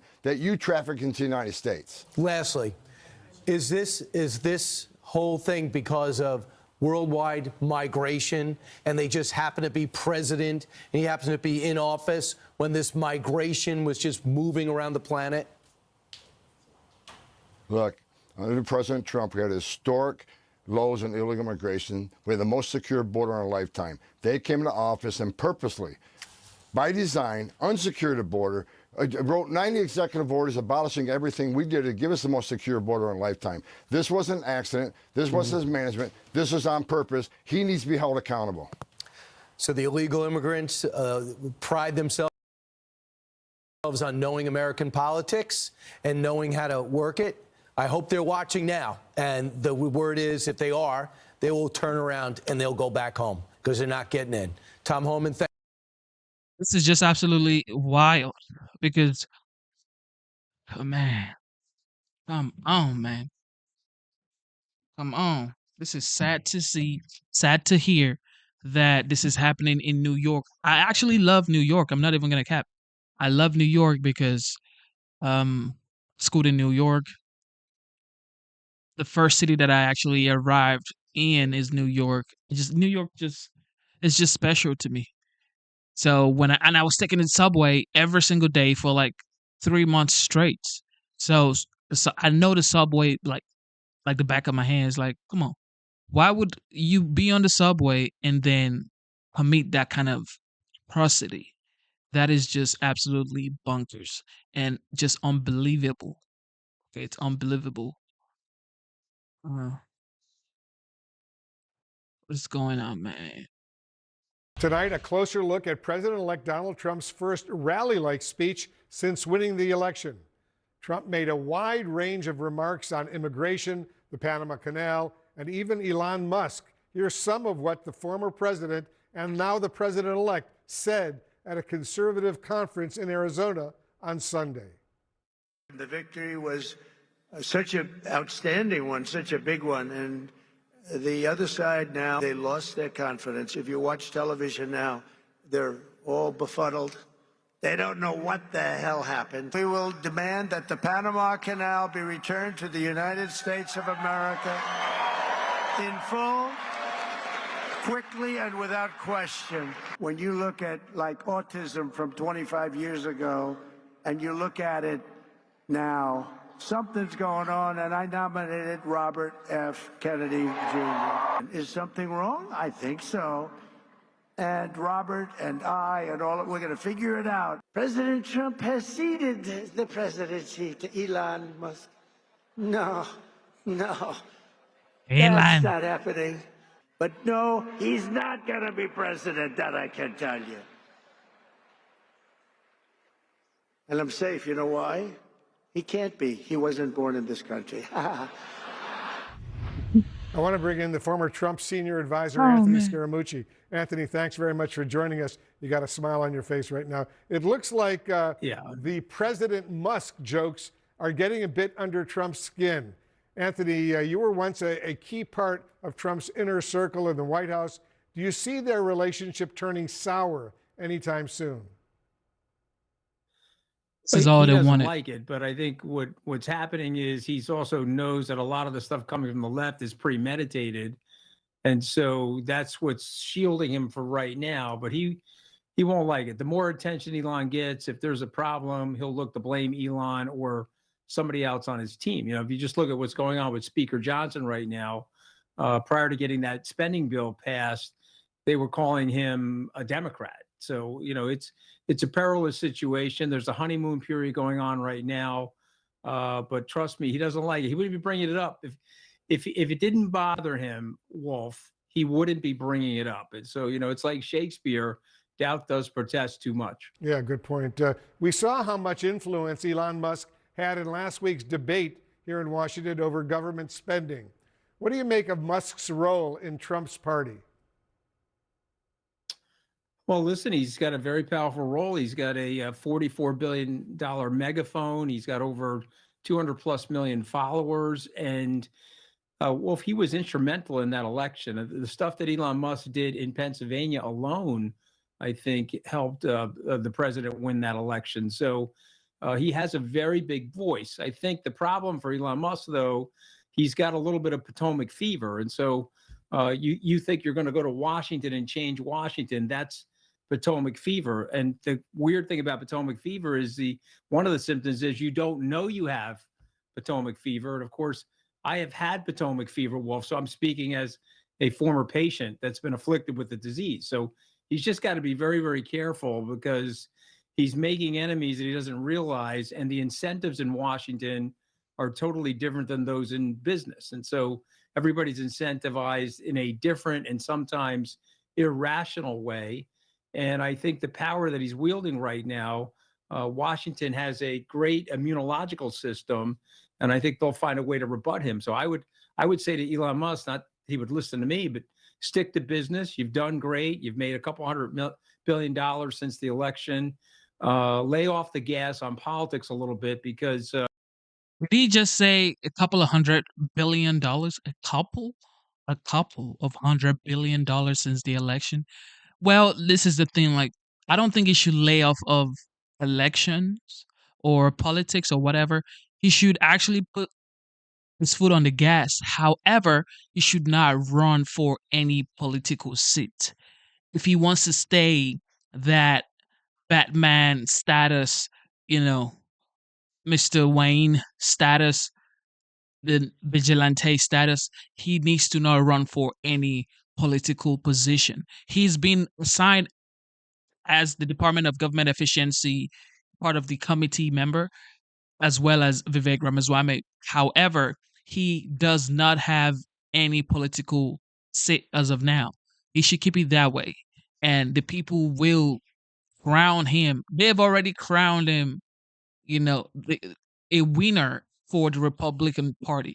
And that's something that it's more valuable for the people to love you, to think you are for them. Well, he is for the people, but for the people to think that he's way up here rather than actually running for office. And then once you run for office, you go through background check to see if you've smoked one marijuana in your entire life, it's gonna come out. So it's like, yeah, he shouldn't even try to do all that. It should stay on X. He has X.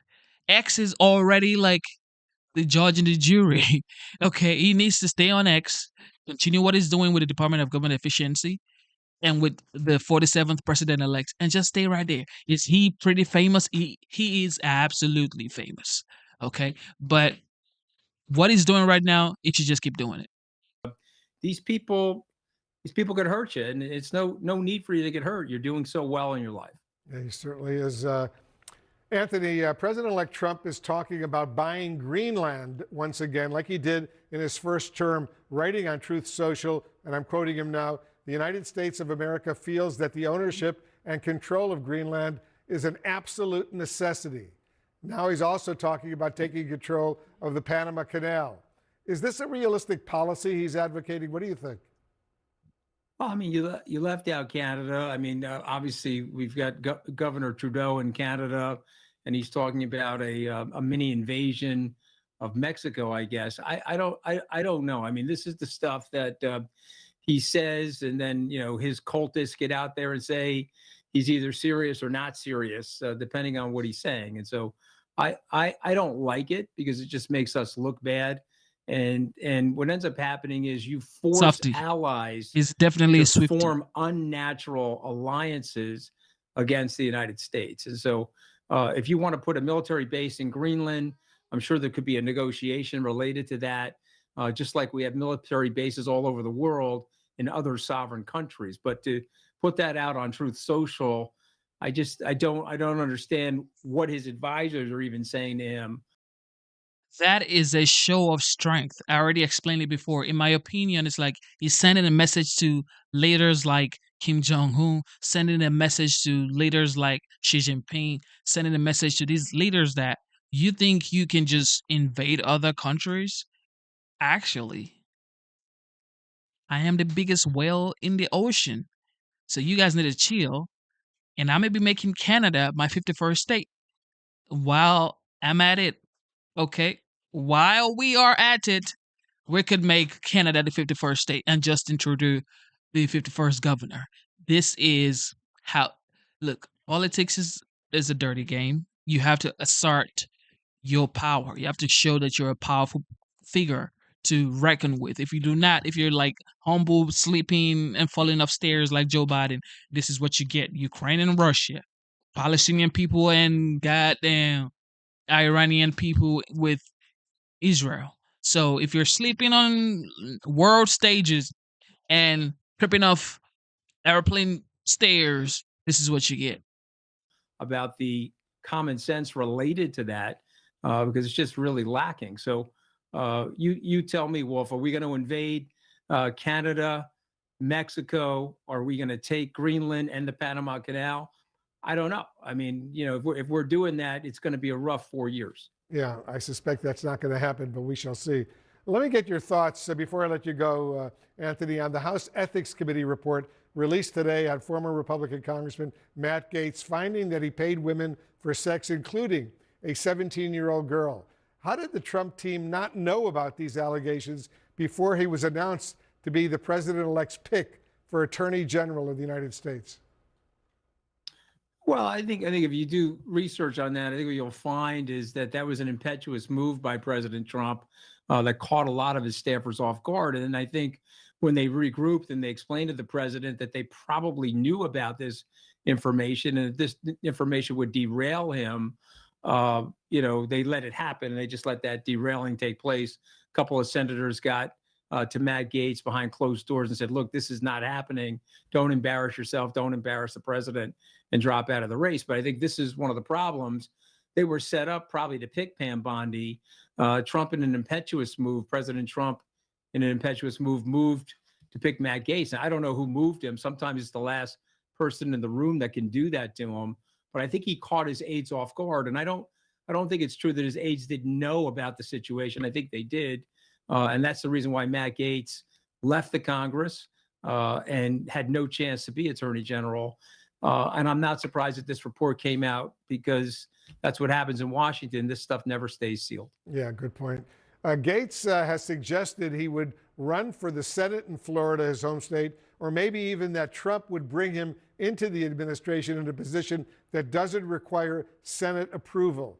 Do you see Gaetz working in the Trump White House in some position? I mean, listen, anything can happen. I mean, maybe he'll make him the next comms director after Stephen. I mean, I don't know. I mean, President Trump, anything can happen. He could bring him in just to upset people. I hope it doesn't happen because I think Matt Gaetz, if you read that report, what he did is absolutely reprehensible. I like the fact that every single politician in the United States knows that we cannot dictate to Trump what he should do. He is very eccentric.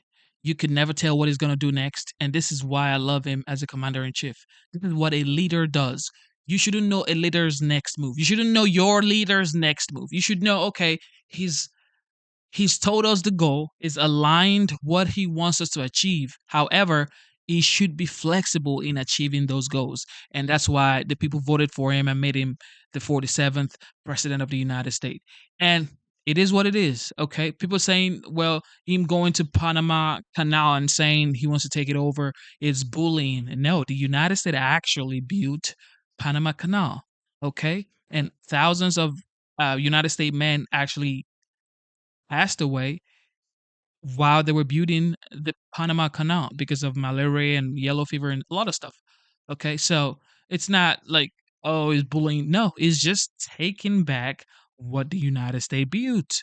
Okay, because it was the French that started building it in the 1800s, but they couldn't finish it because they didn't have investors and they didn't have enough manpower. Actually, they were losing men, and it's like, we're not gonna do this, okay? And the United States took the project over in the 1900s and then finished it up in the early 1900s. I think it was finished around 1914.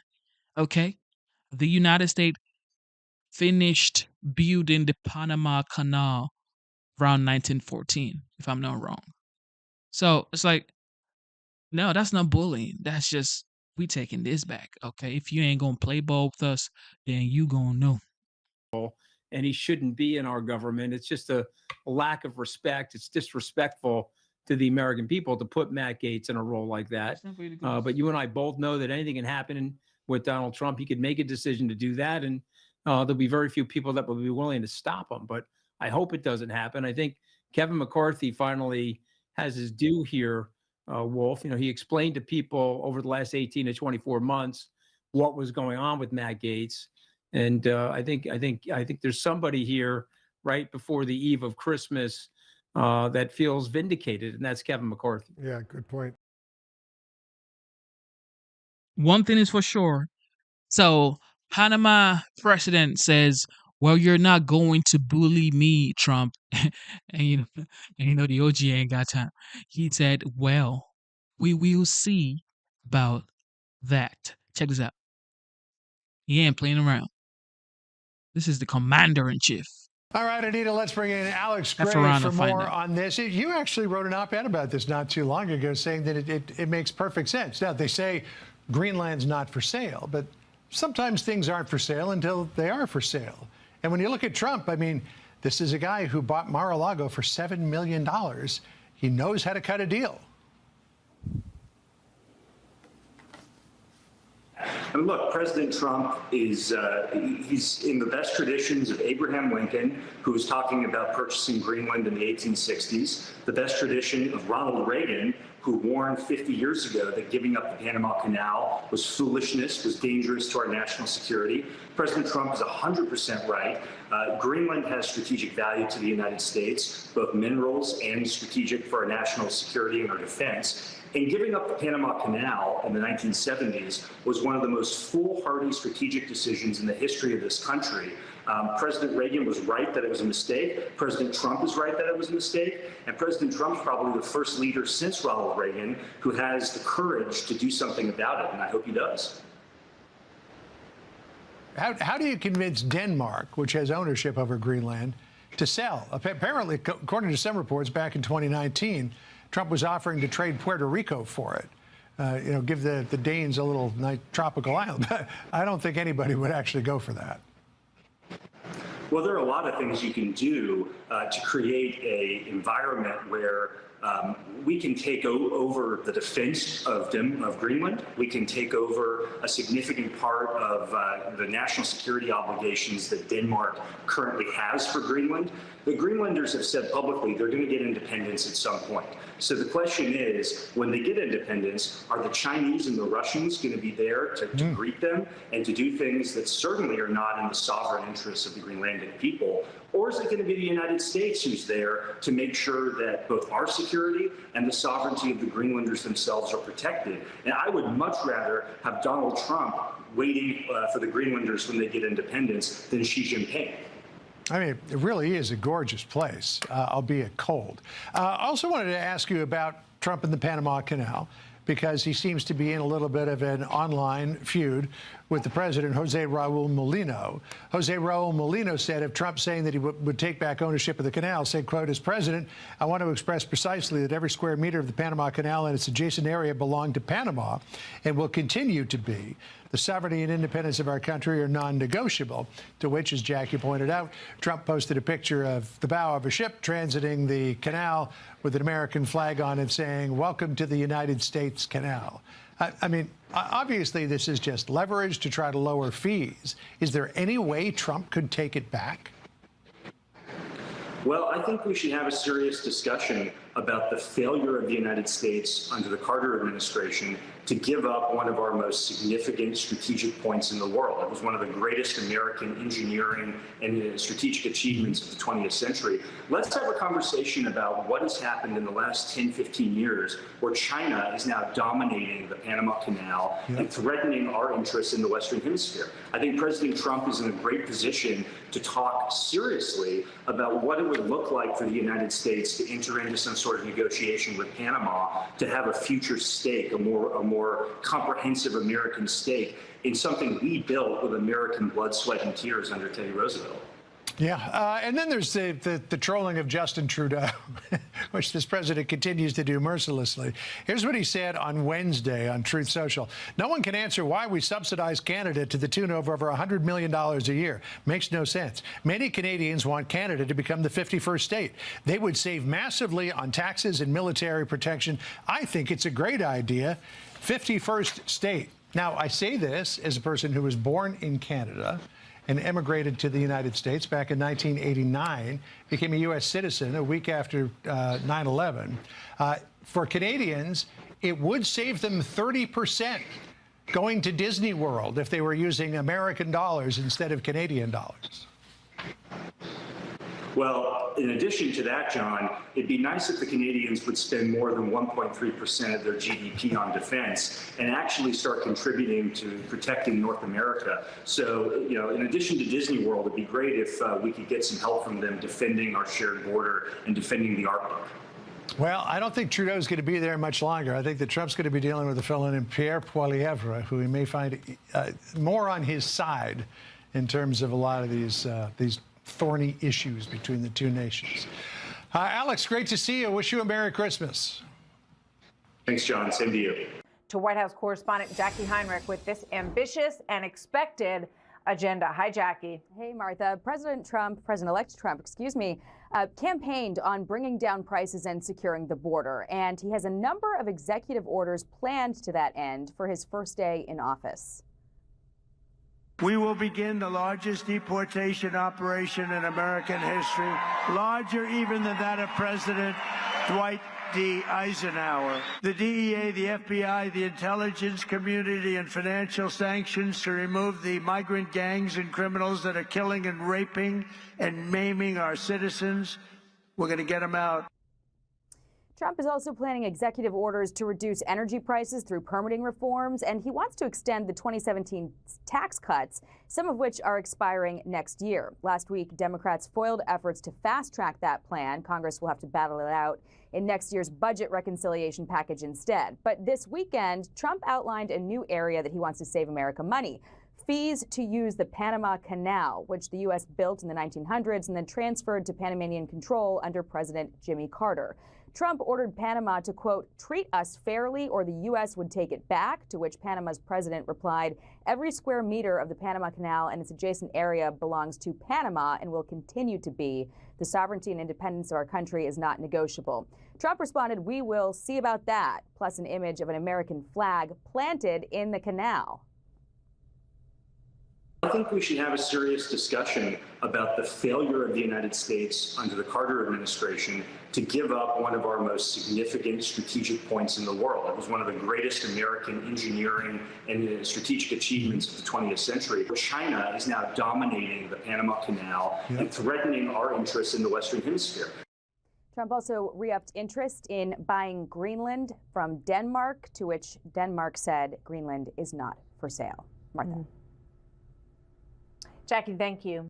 I was amazed when the president's speaking a lot when he was on the campaign trail. What do you do? And it drives people crazy, but they just say, new audience, I got to give the same message every single time. And sometimes you carry the message and you go, wow, it's the same speech.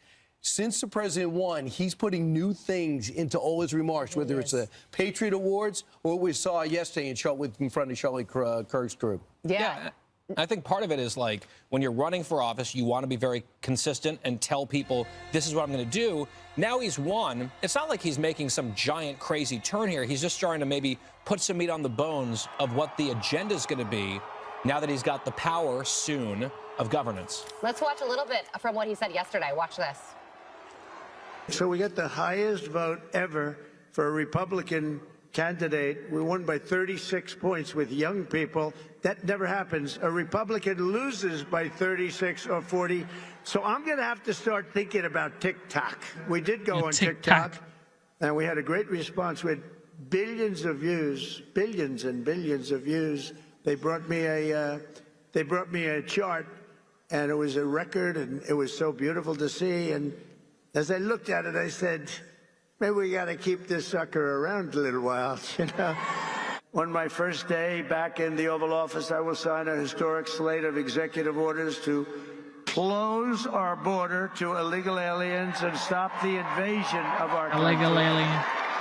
And on that same day, we will begin the largest deportation operation in American history, and we will create the new Department of Government Efficiency headed by Elon Musk.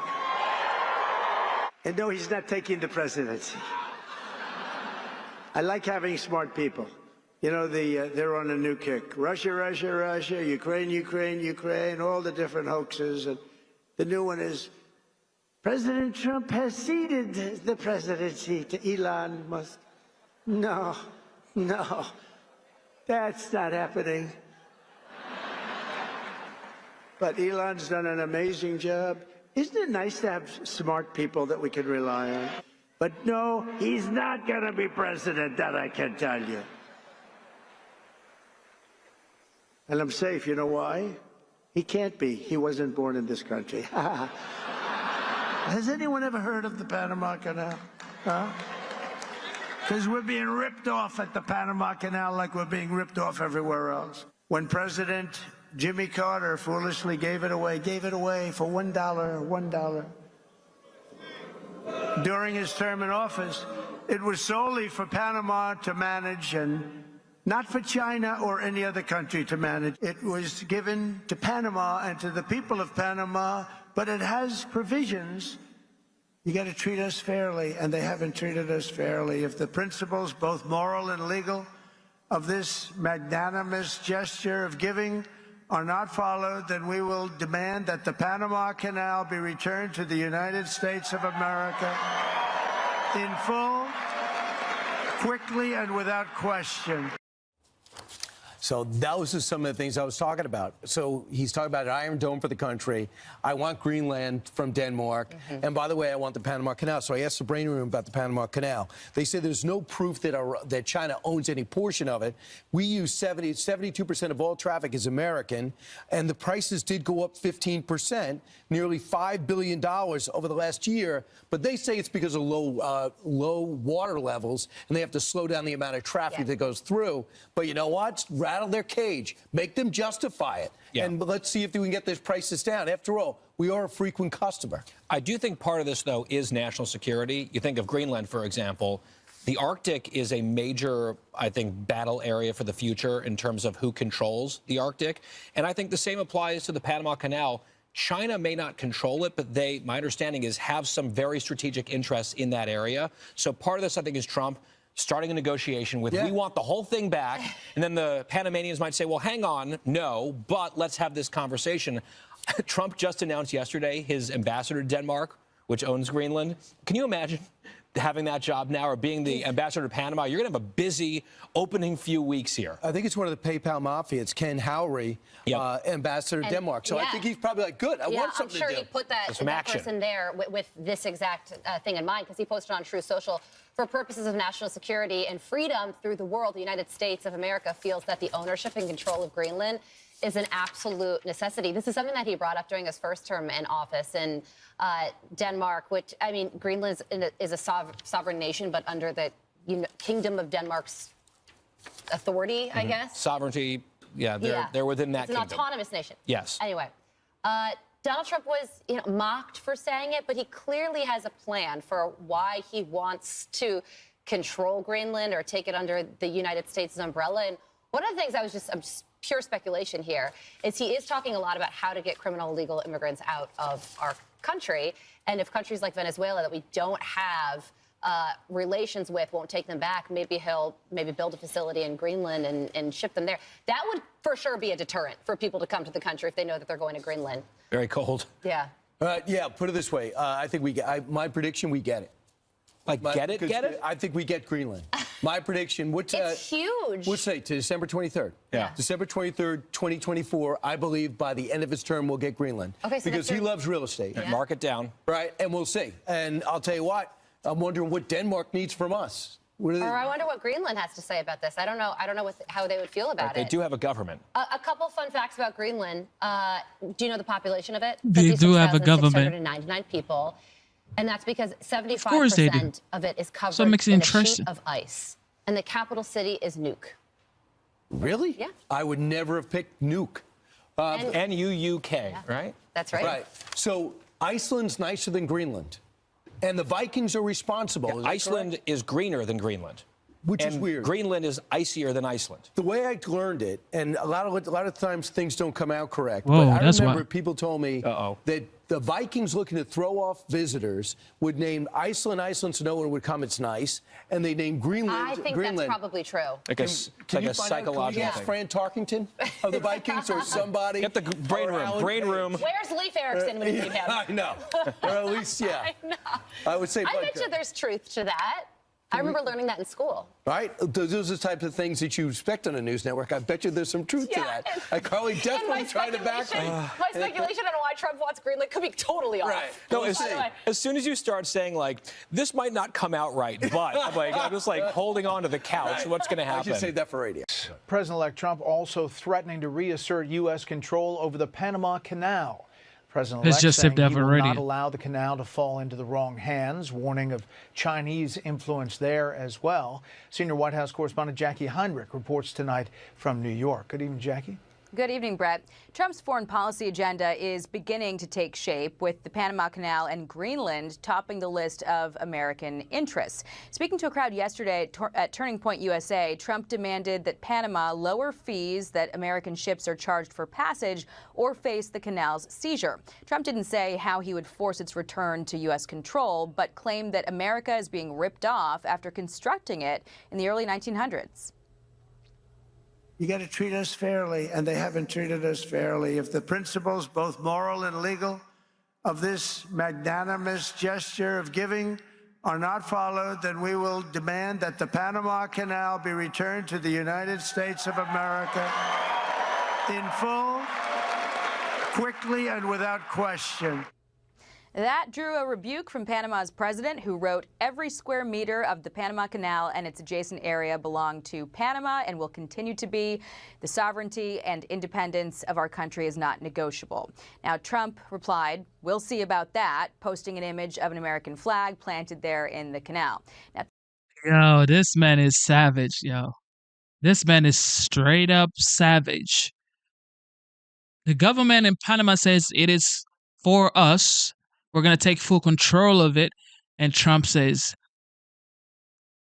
we will see about it. And he puts a United States flag in the canal. That's just wild. Trump is also eyeing Greenland again, which he first expressed interest in purchasing in 2019. In a post naming his ambassador to Greenland, Trump said, "For purposes of national security and freedom throughout the world, the United States of America feels that the ownership and control of Greenland is an absolute necessity." Greenland's prime minister gave a frosty statement that the country is not for sale. Now, so far, no The response country is from not for leading Democrats. The party is left with no heir apparent when Biden leaves office later on in January. Wall Street Journal reports the party has yet to land on a clear message or a clear leading messenger, leaving the president-elect mostly unchallenged, even as Republicans expose their own vulnerabilities and divisions when Trump nearly derailed a stopgap funding deal with last-minute demands. Biden has largely stayed out of public view in recent weeks as Trump continues to hold meetings with business executives and world leaders. He announced yesterday that Russian President Vladimir Putin is seeking a meeting with him as soon as possible. Brett. Jackie, thanks. Shout out to the OG, man. Shout out to the OG. Everybody wants to meet with Trump. Every single person wants to meet with Trump because nobody wants smoke. Nobody wants to smoke. Nobody wants to smoke because you cannot handle the smoke. You can talk your talk, but you cannot handle the smoke. And that's it. And that's it. Okay, that's it. Focus our efforts on it was not given for the benefit of others, but merely as a token of cooperation with us in Panama. If the principles, both moral and legal, of this magnanimous gesture of giving are not followed, then we will demand the Panama Canal be returned to us in full and without question. To the officials of Panama, please be guided.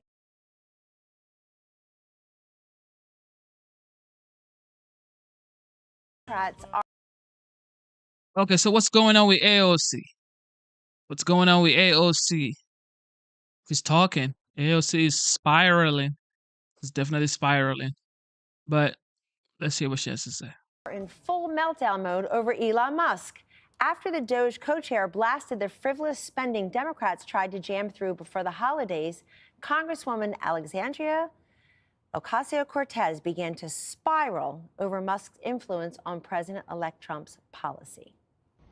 Oh, I don't think we're witnessing the start of an oligarchy. I think we are fully here. You literally have a completely unelected billionaire who has just taken over. You have billionaires who run news outlets like Jeff Bezos and the Washington Post, billionaires that run the LA Times, completely interjecting into their editorial boards and manipulating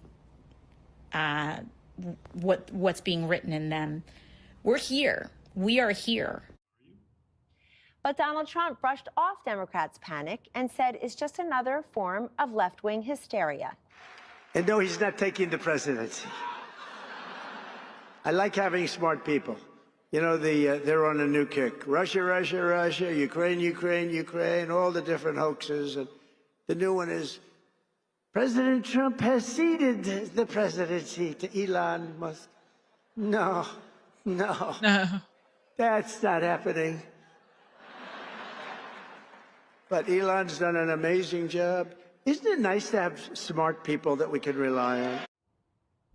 I think President Trump handled this brilliantly and beautifully by saying, let's have smart people. I think the swamp fears not one innovative, brilliant billionaire businessman, but two working together to actually peel the secret door off and show us all the money that they're spending on stuff and crap we don't need and didn't quite ask for. The other thing I want to focus on AOC here for a moment, Brian, because I think this is a publicity stunt for her. Here's somebody who got walloped by septuagenarian Jerry Connolly just last week when she tried to be a ranking member for the committee. Even Nancy Pelosi voted against her. I think her influence has been waning for a while. This country just rejected her form of socialism. And speaking of billionaires, at least one billionaire, Tom Steyer, has donated to her campaign. Another billionaire, George Soros, secretly funded a trip that she and some other left-wing members of Congress took to go meet with left-wing Latin American leaders. So she's got her own set of billionaires she likes. She just doesn't like Trump's billionaires. Right. Elon Musk is an innovator. He's a job creator. He's brilliant. He's going to get this done. He's doing it as a volunteer. Facts. But I can't help but think Straight that up she facts. knows Jamal Bowman, Cori Bush, all these people she supported and endorsed lost in the primaries because they're seen as too left-wing.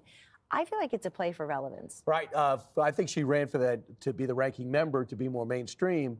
And Nancy Pelosi, even with one hip, says, whatever you do, I'm suffering here in, I think, Denmark, she fell. We'll find out. Well, if she could whisper something about Greenland. But she says, make sure she doesn't win. She got 84 votes, wasn't nearly enough. But I will say this. To say Elon Musk is like a billionaire or Donald Trump's a billionaire, you just diminish why he's there. He's not there because he's rich. He's there next to the president because he's innovative, he's resourceful, he understands manufacturing. He's not just somebody with great ideas. He implements those ideas, and that's why the president keeps him close. And that's why as much as I like Governor Chris Christie, I think he's wrong. On Sunday, he said, well, Trump gets sick of you. He keeps you close for 3 months, and then he gets sick of hearing from you, and he gets rid of you like Reince Priebus and others. That's true with people who are maybe aides. This guy is someone who's going to be talking to him about different ways to move our country forward in a way that maybe only he knows how because of what he did and what he accomplished between chips and brains, between Starlink, between SpaceX, between Tesla, and now he's got this other company that drills tunnels underneath the ground to get you places quickly. That's a guy I want next to me. Lisa, this is what they did during our first term, trying to divide the president from his team by putting all these ridiculous stories out there. Who's trying to be the president? Who's leaking? Who's doing this, that, and the other against the president? Well, all the while, he likes to surround himself with people who will push back a little bit, respectfully and deferentially. When he says what's going on, he wants to know what's going on. The Oval Office is the biggest hermetically sealed bubble in the world. So Elon Musk is just one of these, the best advisor probably, but one of many advisors. The Bible says wisdom in a multitude of counselors. How do you read all this? Well, and that's what a good CEO does, right? That's what a good president does. Surround yourself by really smart people. He's surrounding himself with people, problem solvers, doers, titans of business, governors, people who've had to lead for a living. That's what he's doing. I think the reason why they're attacking Elon Musk so much is they're trying to drive a wedge between Elon Musk and the president, right? They're trying to drive apart this, team Avengers that Donald Trump has surrounded himself, trying to drive a wedge there. But if you're Elon Musk, I think he's doing this truly for the right reasons. I mean, I listened to that whole 2-hour interview that he did with President Trump on X, and he repeatedly talked about the fact that civilization's on the line. Freedom is online. Because what does he get from catapulting and destroying the CR, right? He doesn't get anything. But what does he get from being on Doge? He doesn't get anything from it. What did he get from the Twitter acquisition, right? He lost $24 billion on it as of September 2024. So, he's doing this for the right reasons. His heart is in for the right reasons. But, they're just trying to drive a wedge between Musk and Trump. I believe Elon Musk and Donald Trump are going to have a long and productive relationship. As Vivek and Elon get in there and start to uncover and show us all things we can't ignore with our own two eyes, do you think you can get Democrats on board to try to get a little bit more efficiency in government, start slashing this waste? I hope so. I'd be one Democrat, but I would remind you that one time that in the last several days that Mr. Musk, who I hold in high regard, he's a graduate of my school as well, the one time he told Congress to do something, they didn't do it. So it was Republicans that didn't do what he wanted to do. I think what Democrats have to understand is you got to be strategic when you are being critical of these kinds of things instead of cathartic. I think you have to understand both Trump and Musk, and for that matter, Vivek Ramaswamy, are disruptors. They're unconventional. The country elected President Trump or elected him again because they wanted an unconventional thinker to deal with traditional, conventional things in their lives. And you gotta stand back and not allow them to run over things, but understand that they're going to approach this a little differently. I think for President Trump, what he has to understand with Elon Musk and perhaps Elon as well, the closeness that they enjoy and the wealth that they have accumulated, the three of them, and to put anybody in the same conversation with Elon is an insult to Elon, but the wealth that they have accumulated is so out of the realm for everyday Americans. You can't even access the wealth that in your own mind what Elon has, and for that matter, Vivek, and what Donald Trump does as well. But the president has to understand their closeness means when they start making recommendations about what government should be doing or the people they should be firing or organizations that should be combined, when those guys speak on social media, there is a sense that they might be speaking for the president. And the president made clear that they're not, but there is a sense when Elon Musk says any Republican that votes for this, I don't know exact words, but he said it's the wrong thing to do, and he made it sound like there might be consequences. You can understand how some may interpret that to mean that President Trump is speaking. I was glad to hear the president say that was not the case, but going forward, I think they got to be mindful of that. Look, I wouldn't mind wrapping my head around that kind of wealth. This is very simple. It's about schemers. That's all it is.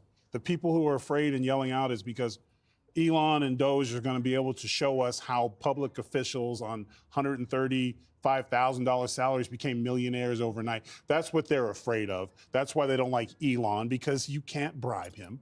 You can't blackmail him. He'll say weirder things about himself than you ever could. And the President Trump, I know this from person, he can't stand yes men, and he doesn't like schemers. He doesn't need to fight for re-election. He's playing with house money, and he's going to surround himself with people there who are going to expose. So schemers, and as voters, we should pay attention to everyone who has a problem with what they're trying to do with cleaning up the government.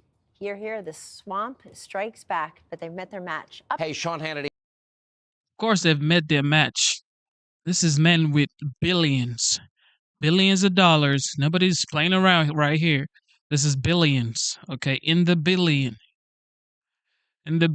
guys. Of course, you're gonna have stuff to say, but nobody cares.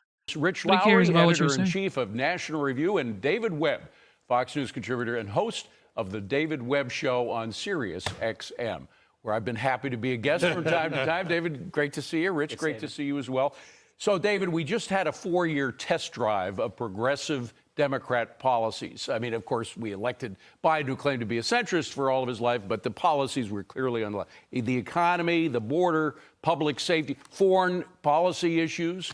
It was a disaster. The test drive crashed big time, both with the economy and even, I mean, you think of the peaceful time during the Trump administration. That wasn't coincidental. That had a lot to do with his leadership, Donald Trump's leadership, and the wars that ensued during the Biden administration. So where do Democrats go from here? Where do they go from here? Probably not far from where they are right now. Really? They stick to what doesn't work? They stick to what doesn't work. If you look at the split in the Democrat Party, the elitists are now too old to stay in charge much longer.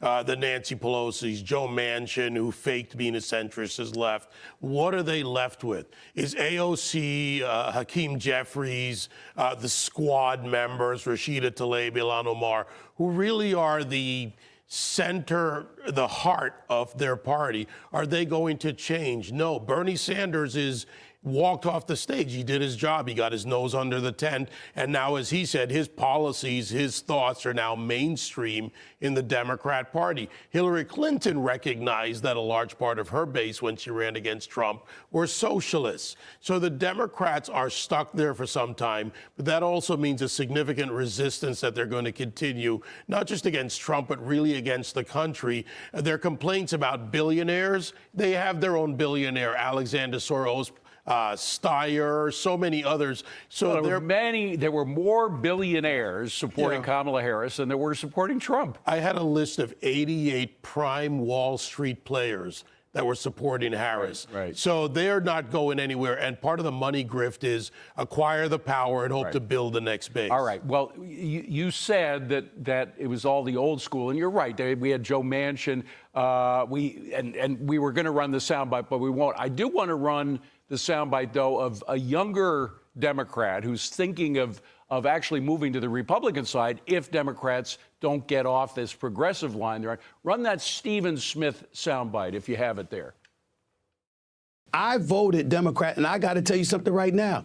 I don't like the fact that I did. Nobody's above the law. But then you go out and you pardon your son. And I'm no longer interested in, nor do I believe any of us should be interested in listening to a bunch of fear-mongering to tell us who we shouldn't vote for. Why don't you come up with a plan that tells us why we should vote for you? And if Donald Trump, J.D. Vance, or the host of other Republican candidates coming down the pike, that's the kind of message that they're going to put forth, I'm down for it. I'm open-minded.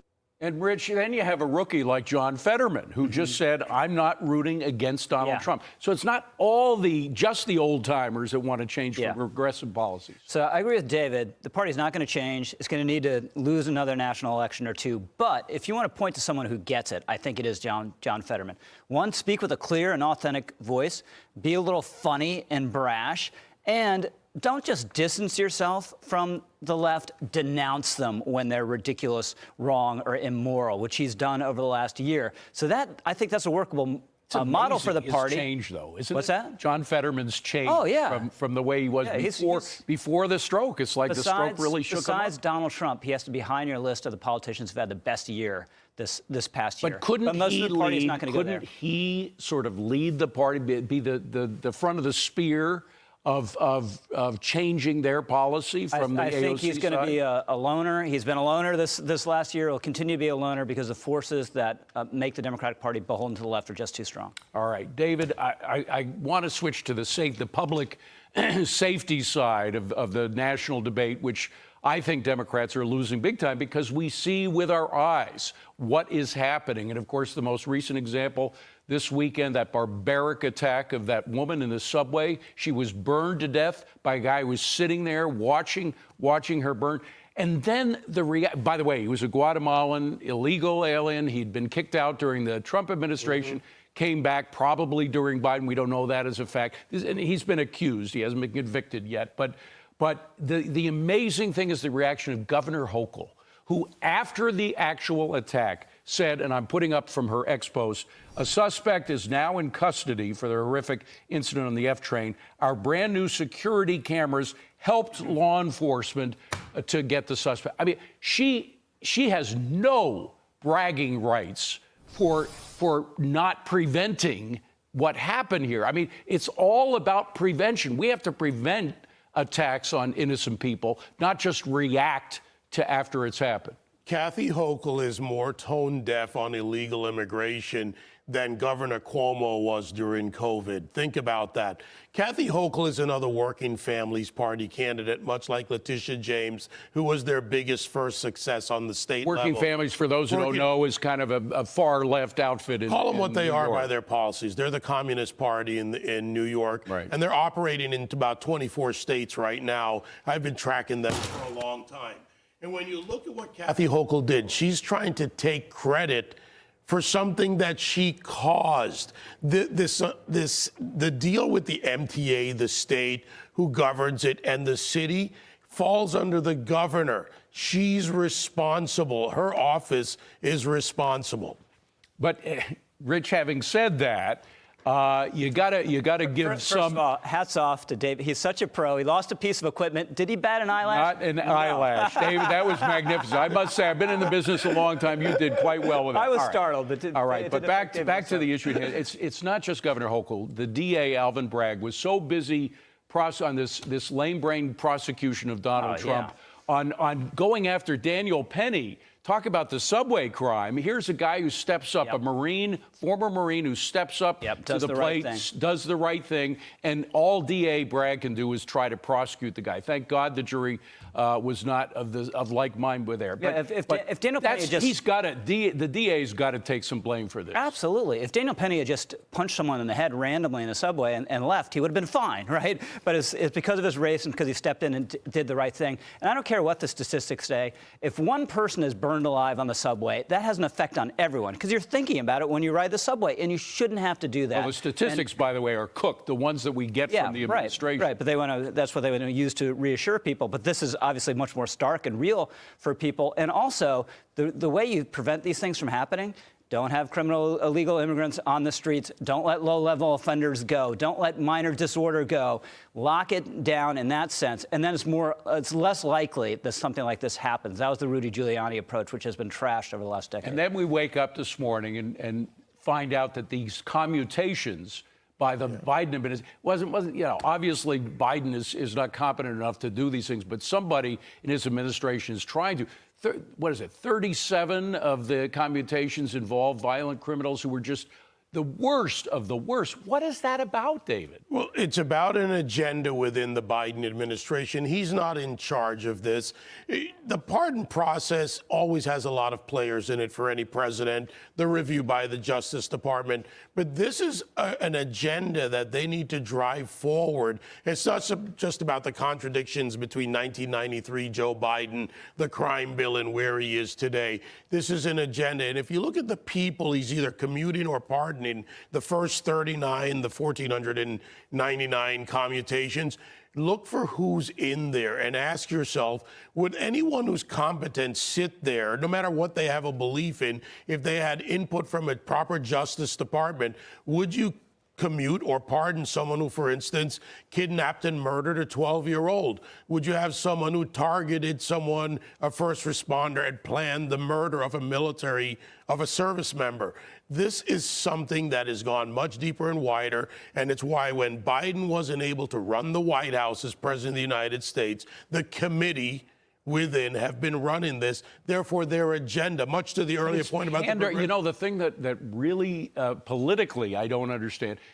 We found out that pandering to particular groups don't work. You're saying he's trying to apologize for supporting that anti-crime bill that many people in the Black community, Latino community objected to. But pandering doesn't work.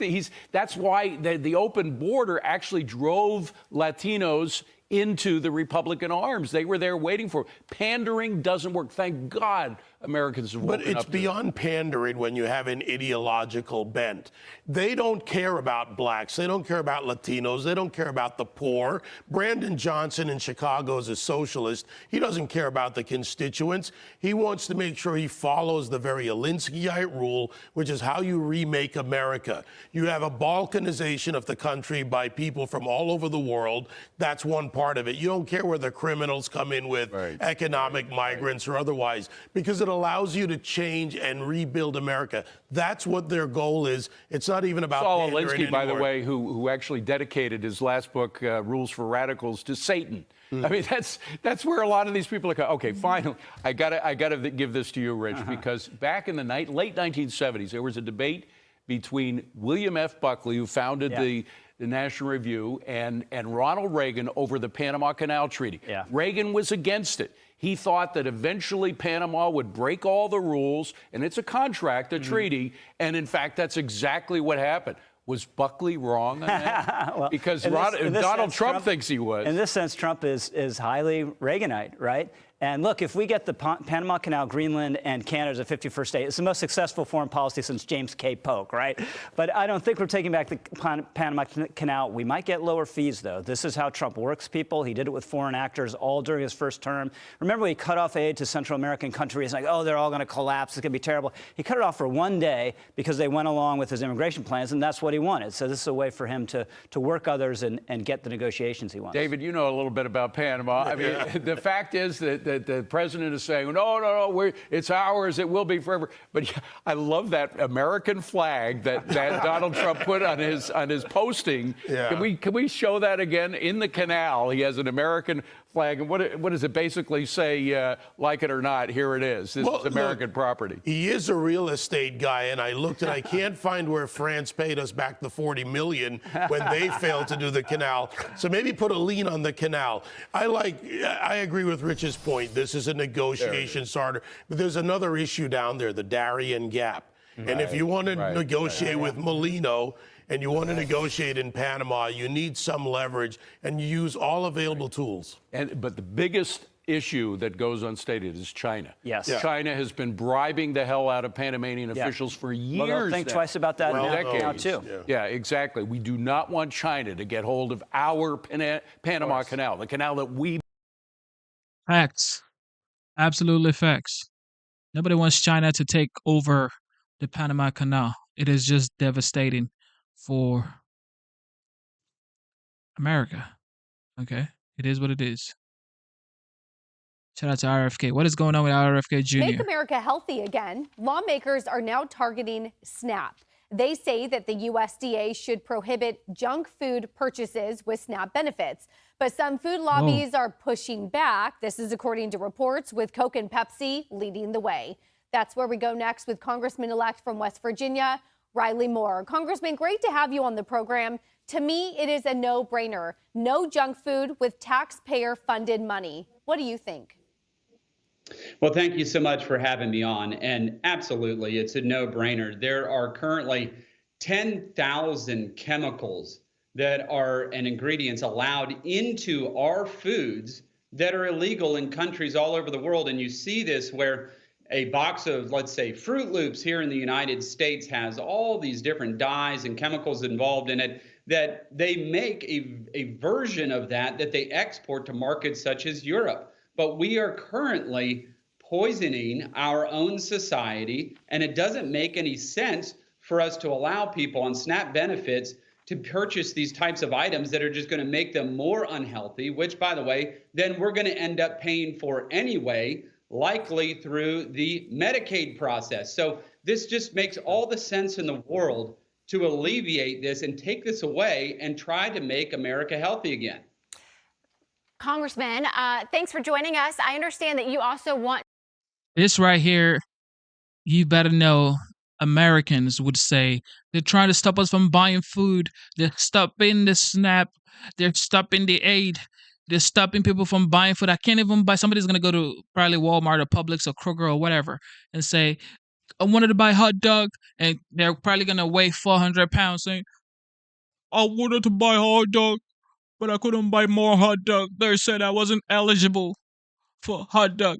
They told me to buy kale, apples, carrots, grapes, asparagus, green beans. That's all they said I could buy. Salads. I want some hot dog and some junks. You better watch. That's what is going to be happening in the next 1 year. to increase the child tax credit, currently at $2,000, and expanding that to $5,000 to give parents everywhere some relief from the inflation we've all endured over the past several years. But I can't tell you how many daycare operators I've spoken with who tell me giving tax credits to parents is great, but it does nothing to help them as small businesses trying to keep their doors open in this country. What more can or should you be thinking about when it comes to childcare? Well, that's a great example there. And I do have 3 young kids of my own, all of which that have gone through daycare, one currently in there. And I couldn't agree more that what we need, and I think President Trump absolutely agrees with this, and particularly Vice President-elect J.D. Vance, we need more pro-family policies put into place in this country. The tax credit certainly is just one little part of that. We want to have more pro-family policies in this country. That's certainly something that I'm going to be leaning forward on in Congress. But yes, look, daycare is wildly expensive, and it is also very difficult to operate in this country as a daycare facility, given all the costs incurred for them to be able to operate as well. So that is something that we need to take under consideration of how can we try to be more helpful to families here in this country that are trying their best, they're working, they'd like to grow their family. You know, we're trying to be a country that, as we said at the outset of all this, in the pursuit of happiness. Well, there's nothing that is going to make people more happy than being able to have a family and grow that family and be able to have disposable dollars to be able to support that family. You know, I think it's fair to say you're kind of part of a new wave of lawmakers that represents where the Republican Party seems to be trending. But you've got some lawmakers on the other side of the aisle who are saying surprisingly aligned things with what you're saying. One of them is John Fetterman. Listen to this. You have a singular political talent. It's undeniable. Trump. You know, he had the energy and almost a sense of fearlessness to just say all those kinds of things. And people, it's undeniable that it has an entertaining aspect. And I happen to love people that are going to vote for Trump, and they are not fascists. And also fascism, that's not a word that regular people, use. You know, I don't think Fetterman's alone. I think he represents something on the traditionally Democratic side of America that's yearning for a middle ground that doesn't seem to exist in recent years. Is there more to the story than just John Fetterman sort of coming to the light here? Well, look, there's a huge realignment going on right now, and that's been going on. It even predates, obviously, President Donald Trump. He was the first politician, and I would agree with this, that was able to capture that.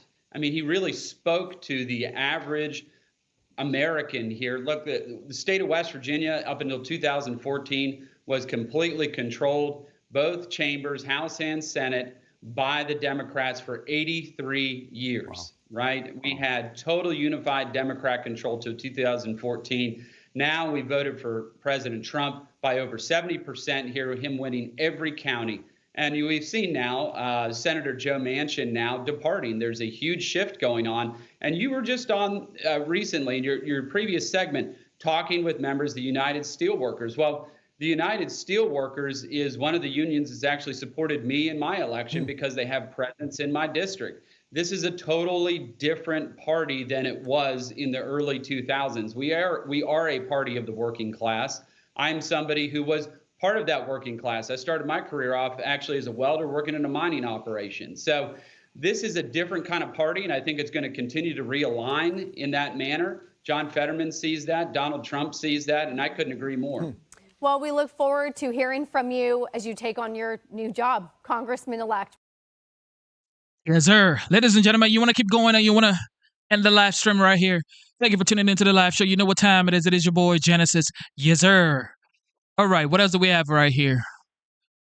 O'Reilly predicts riots in the streets. Ooh, let's bring in O'Leary spicy. Ventures chairman, Shark Tank investor Kevin O'Leary. I keep calling him O'Reilly. Kevin, don't you love this? I mean, he does start with these totally wild ideas. Y'all remember the O'Reilly Auto Part? That's what I keep calling him, O'Reilly, because come on.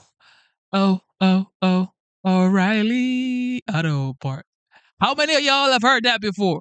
Oh, oh, oh, O'Reilly Auto Parts. That's what I keep calling this dude right here. His name is O'Leary, not O'Reilly. I keep saying O'Reilly, y'all.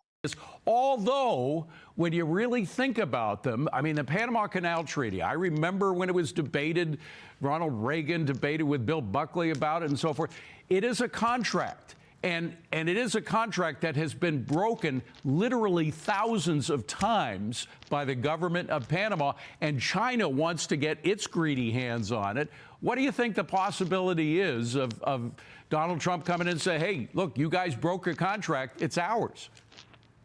Well, I think we know it's 100% probability that's going to happen, but Trump is a transactional guy. He's a negotiator. I think everybody understands that now, there's no doubt. And he picks his fights one at a time. Last week it was Canada, now it's Panama, and wow, we got Greenland on this list too.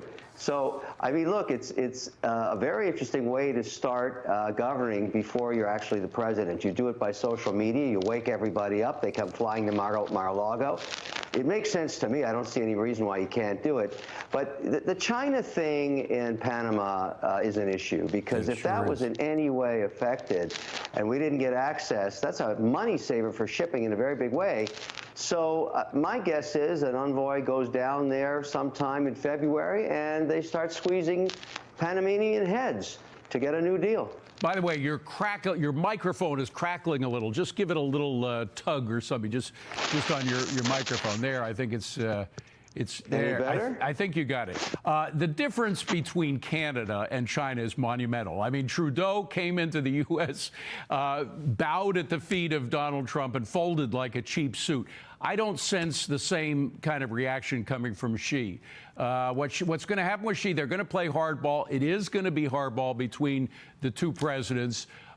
We know that Xi wants to become number one by knocking us down, whether it's legally through more trade or illegally through things like fentanyl and everything. He's been trying to do that for years. We know that's his MO. How do you think Trump is going to respond to that? I mean, I suspect it'll be like we saw in the first term, where he comes in strong with these new tariffs, don't you?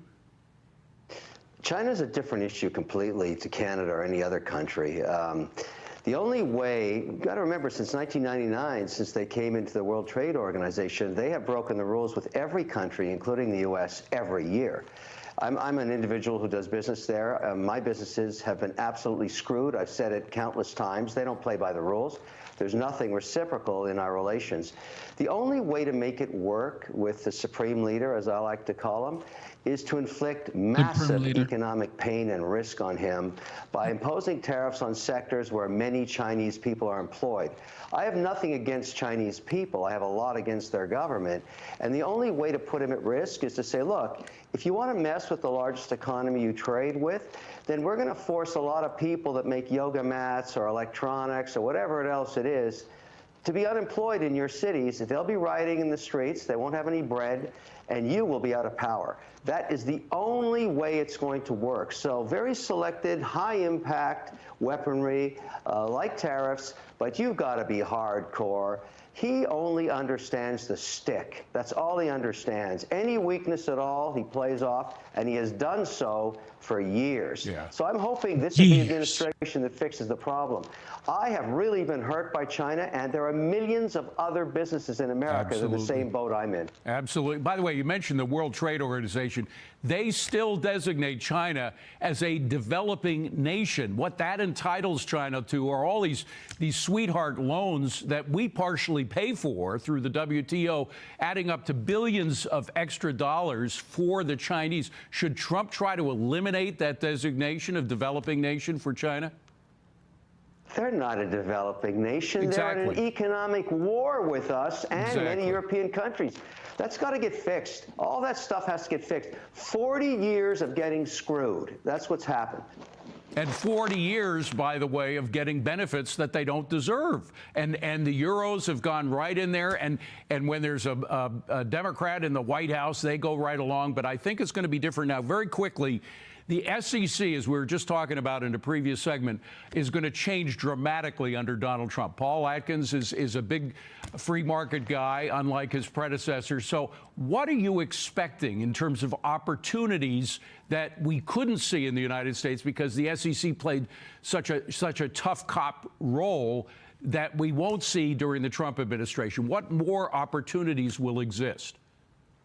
They'll exist because decisions will be made, particularly in the crypto and digital payment systems markets, where we should be leading worldwide and we're falling behind because we can't make up our minds. Listen, Gensler had a point of view that everybody understood.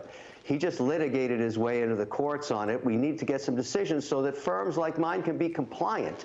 We want to play by the rules as we do in every other market, the debt, the equity, the options market. Just tell us what the rules are. Yeah. That's all we need to know. And that once that's put in place, you will see an orderly transition into bringing crypto into the overall economic institutional infrastructure. That's someone in the chat said China's economy is unmatched in the last 30 years. America, not so much. I don't think so, bro. You may be reading a different stats, but okay. All right. Biden pardons a lot. Here we go. Turning now to the surprise action today by President Biden commuting the sentences of 37 of the 40 federal prisoners currently on death row, commuting those sentences to life without parole. Now, this comes, of course, before the president-elect who supports capital punishment takes office. The Trump transition team calling the move a, quote, abhorrent decision, adding that it benefits those, quote, among the worst killers in the world. Back with us, Jeff Toobin, who's the author of the upcoming book, The Pardon, The Politics of Presidential Mercy, and also U.S. former federal judge Nancy Gertner. Good to have both of you. Judge Gertner, I want to point out you were one of those 38 legal voices who sent a letter to President Biden asking him specifically to commute all the sentences of those on federal death row. How do you feel about this decision to commute all but 3? Well, I think the decision to commute even the numbers that he did was terribly important. There are all sorts of challenges to the death penalty that have been growing over the years. The concern that innocent people are being executed, the profound disparities between black and white people who wind up on death row. Even the public support for the death penalty has waned. So I think that what President Biden did was exactly right. It's interesting. He was actually a prime sponsor of the 1994 crime bill, which led to additional federal death penalties. So what's interesting is that the facts have moved him, and as they should all of us. Jeff, I know you've made the point, too, that no one has actually been released from prison because of these commutations and these pardons from President Biden. Those who were pardoned were, had already been released, essentially. Do you anticipate, because he can, that he will go farther in the final weeks of his presidency? Pardons are an anomaly in our constitutional system because there are no checks and balances. It's just what the president wants. And you learn a lot about presidents through their pardons. With Biden, there are very contradictory elements. He is a serious Catholic. The Catholic Church is opposed to the death penalty. One tip-off that he was going to issue these commutations is he's going to see the Pope next month, and the Pope has urged him to do that. However, he is also part of a generation of Democrats that really wanted to be tough on crime. He was a sponsor of the crime bill under Bill Clinton, which expanded the death penalty, made it harder to challenge death penalty convictions. And he is reluctant to let anyone out of prison. He commuted 1,500 sentences a couple weeks ago. They were all already out of prison. These 37 are never leaving prison. So he has not actually let anyone out of prison yet. And I don't know, as going forward, whether he's going to do that. He has hundreds of Justice Department approved pardon recommendations on his desk. I don't know if he'll sign them. Yeah, what he'll choose to do with those. He, in his statement today, he wrote, in good conscience, I cannot stand back and let a new administration resume executions that I halted. Judge Gertner, what are your concerns when it comes to President-elect Trump's policy toward executions?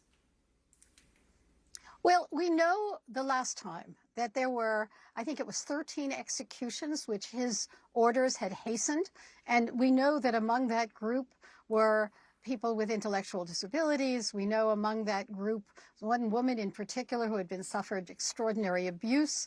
I mean, these were executions that were done with, in my view, unseemly haste to get them through. And given the kinds of problems with the death penalty, it should give all of us pause. We know that the death penalty is not a meaningful deterrent.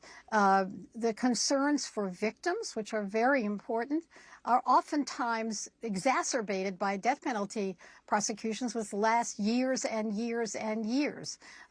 In the Boston bomber case, for example, one of the victims, the family of one of the victims, urged the court to, in fact, allow him to plead guilty to life without parole so it could be over.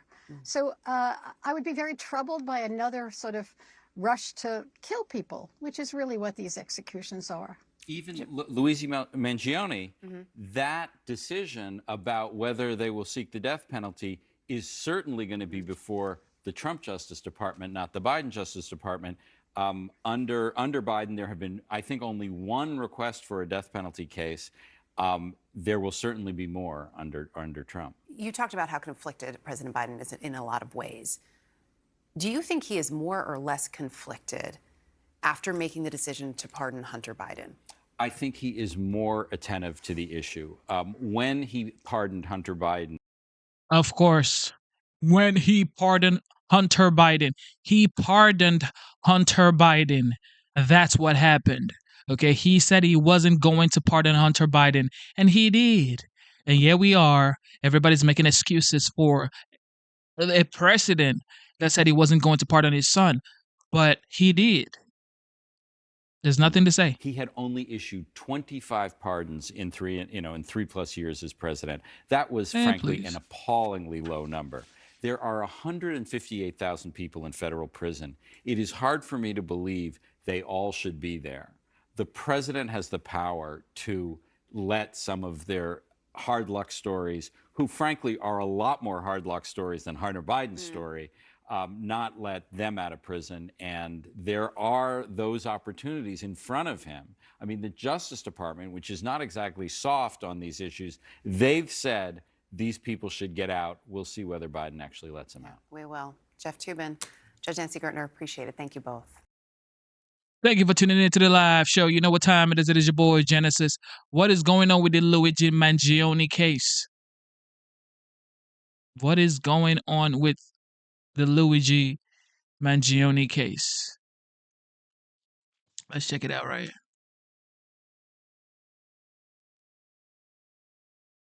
We want to begin in New York, where the man accused of killing United Healthcare CEO Brian Thompson has pleaded not guilty to state murder and terror charges in New York. Here's Luigi Mangione just about an hour ago as he entered the courtroom for his arraignment.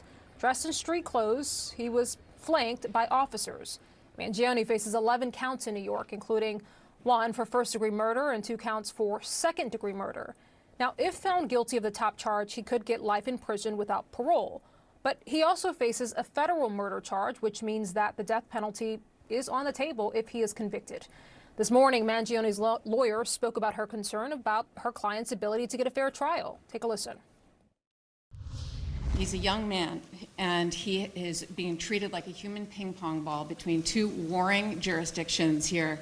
These federal and state prosecutors are coordinating with one another, but at the expense of him. They have conflicting theories in their indictments, and they are literally treating him like he is like some sort of political fodder, like some sort of spectacle. And CNN's Kara Scannell was also inside that courtroom and joins us now. So, Kara, bring us up to speed in terms of how it all went down and what happened. Yeah, the whole arraignment took just about 20 minutes. Mangione was led into the courtroom. As you could see, they're in plain clothes with his ankles and his wrists shackled. There was the shackling around his waist as well. He was surrounded during the entire hearing by a wall of by a wall of court officers. And during 2024 has definitely been an eye-opener 2024 has been an eye-opener. 2025, I know for a fact that we're going to see new things in our lives, in our society, the way we communicate, the way we interact, the way we comprehend what is going on is going to be mind-blowing, guys. I just believe that. In the hearing, Mangione spoke just once when he entered his plea of not guilty, but his lawyer did use the moment as an opportunity to raise some of these concerns that she has about there being federal charges, which he was indicted or he was charged with last week, and he had his first court appearance in that case on Thursday, and then these state charges where he was indicted on 11 felony counts, and today was his arraignment on those counts. Now, she had raised questions about the politicalization of this as well, pointing to the perp walk where Mangione got off that helicopter, walked down the long pier in New York City before he came to federal court on Thursday. She raised the issue that New York City's Mayor Eric Adams was there, saying that he was politicizing this, even quoting from some of him, while also saying that Adams himself should know something about the presumption of innocence because he is facing federal bribery charges. Adams has pleaded not guilty to those charges. So this was the first, appearance that Mangione's had in state court. They scheduled another appearance for February, but there was an issue here too about where he will be in custody, whether he will stay in federal custody or if he will be in state custody. The judge asking the prosecutor, who's a 30-year veteran of the office, who has primary custody of this defendant, and he said he believed the state does, but he said it was something that they had just gotten permission to take him out of federal custody for this hearing, so the judge telling him they need to figure out where Mangione is going to be housed as this case moves forward, both on a state track and on the federal track. Mangione is expected to be back in federal court in January for his arraignment on those charges. Rahel? And Kara, speaking of where he's housed and where he is currently, what do we know about the conditions of the jail where Mangione is currently being detained?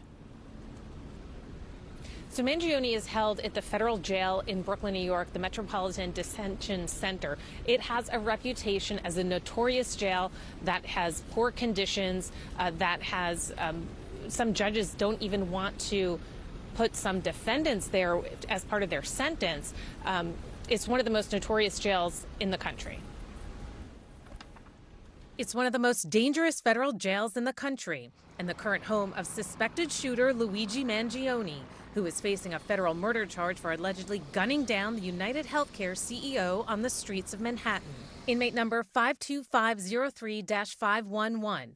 Mangione is housed in a facility described by one judge as having dangerous, barbaric conditions and an environment of lawlessness. All prisons are miserable places to be, but boy, the MDC is maybe the most miserable of all the federal facilities that I've been in. It is dark, it is overcrowded, it's loud, it's too hot in the summer, it's too cold in the winter. Violence, contraband, and drugs plague the facility on the edge of Brooklyn that has housed some of the highest profile defendants in the federal system. I feel really, really bad and regretful. Among them, crypto king Sam Bankman-Fried, embattled music mogul Sean Diddy Combs, and Jeffrey Epstein's former girlfriend, Ghislaine Maxwell. Mangione will likely be isolated given his notoriety. A spokesman for MDC Brooklyn tells CNN, for privacy, safety, and security reasons, we do not comment on the conditions of confinement for any incarcerated individuals, including housing assignments. More than 1,100 people, male and female, are currently housed in MDC's notorious cells and dorm-style barracks. It's bad enough that various federal judges have actually given reduced sentences or given defendants bail because of the conditions inside the MDC. In 2019, during a polar vortex, over 1,600 inmates were locked in their cells, some with frigid temperatures, inadequate blankets, and toilets that wouldn't flush, according to a lawsuit, resulting in a $10 million settlement with inmates. We determined that heating issues had been a long-standing problem at the jail. In August of this year, the director of the Bureau of Prisons created an urgent action team to support the warden there and fill staffing shortages. They are certainly riveted with a staffing crisis, which I think is a major driver of some of the issues that are bubbling up out of that institution. But in September, the DOJ announced 5 inmates were charged in 2 separate murders of other inmates. A 6th was charged with attempted murder for allegedly stabbing another inmate 44 times with a makeshift weapon. Another inmate was sent to the hospital with an ice pick stuck in his back. A multi-agency sweep of the facility in October found a number of electronic devices, drugs and associated paraphernalia, and homemade weapons. And illegal cell phones are common. Federal prosecutors accused alleged gang members of taking photos from inside their cells, posing and showing off their tattoos. Inmates are not the only criminal offenders. In June, a corrections officer at the jail was sentenced for accepting more than $20,000 in bribes to smuggle drugs, cigarettes, and cell phones to inmates, according to the Department of Justice. Now, if Mangione stays at the MDC, that's the kind of conditions he'll be in. But if he is transferred into state custody, he'll go to the city's jail. That's Rikers Island, a jail that itself has its own reputation for being dangerous and notorious. Rahel? Kara Scannell, appreciate the reporting. Thank you. Let's now bring into the conversation Court TV and former federal prosecutor Julie Grant. Julie, welcome. Rahel, welcome. Thank you for having me. Yeah, it's great to have you. So it's not often that we see cases like the Luigi Mangione case that really capture national attention. Your thoughts on that, and what does it say about sort of where we are right now? Sure, Rahel. It's a sad state of affairs when this morning, when we're getting ready for this arraignment to happen in state court in Manhattan, and everyone's preparing. You see security outside of the courthouse. You see the microphone set up for the press conference, and you hear cheering from people, cheering for a murder suspect. People have been very vocal and wanting to be vocal, unafraid, people wanting to show their support for this man. This is something really stunning because we know that homicides, sadly, happen far too often in America. And here, when you have a high-profile victim like Brian Thompson, and the way in which this was done, so bold, so brazen, some people are hailing this guy as a hero. And then it brings up a whole host of other legal issues as we move forward, Rahel, when we think about the 3 different cases that this guy has to deal with, 2 in New York, 1 in Pennsylvania, and whether or not we're even going to see a fair trial. So I think what we're seeing is stunning on some level. It's also somewhat of a wake-up call, I think, of where the climate is in America. But, you know, we have ways of going about things when we want to affect change, as you know, Rahel. And taking one's life, taking the law into one's hands, it's against the law. It's heinous, it's cruel, it's cold-blooded. That's what these allegations are. And so Luigi Mangione essentially made himself, you know, from a superstar Ivy League student to somebody who may never, ever see the light of day. That's true. You gotta agree with all that. That's true. However, it's like, it's getting spicy, everybody. I don't know if you guys know about this Russian guy. Tonight, we're getting new insight into what Marine veteran Paul Whelan faced during more than 5 years behind bars. So it's not a Russian guy, right? He was in Russia, and some people are saying he's a spy. But listen to this. In Russia. And that insight coming from the ex-prisoner himself. 6 years ago this week, Whelan was in Russia for a friend's wedding. That is when he was arrested by the FSB intelligence agency in Russia and then imprisoned on charges of espionage, charges he has always vehemently denied. In May of 2020, the U.S. State Department designated him as being wrongfully detained. The following month, he was convicted in a Russian court and sentenced to 16 years in prison, then transferred from Moscow to a remote prison camp. And that's where he led a personal campaign for his freedom, even making several phone calls and writing letters to a CNN reporter. This past August, the U.S. government secured his release in one of the largest prison swaps since the Cold War. And last month, Whelan sat down with Anderson and with CNN's Jennifer Hansler, the State Department reporter whom he reached out to from Russian captivity. Here's that interview. Well, first of all, it's an honor to meet you. I'm so sorry for what happened. And what is it like being back? Well, thanks for having me, Anderson. It's an honor for me, too. I've been a fan for years. Being back, it's surreal. I'm in a world that used to be familiar, and it isn't. I'm getting used to just simple things. You were held in a prison in Moscow initially, which is a notorious, it's a high, like maximum security prison, I think. It's a very notorious prison. Yeah, Lefortovo. It's called the shooting gallery because that's where the Russians used to and probably still do shoot their own people. It's a horrendously old, run-down facility, and you know you're in a small cell by yourself. basically 23 hours a day. How long were you in that facility? For a year and a half.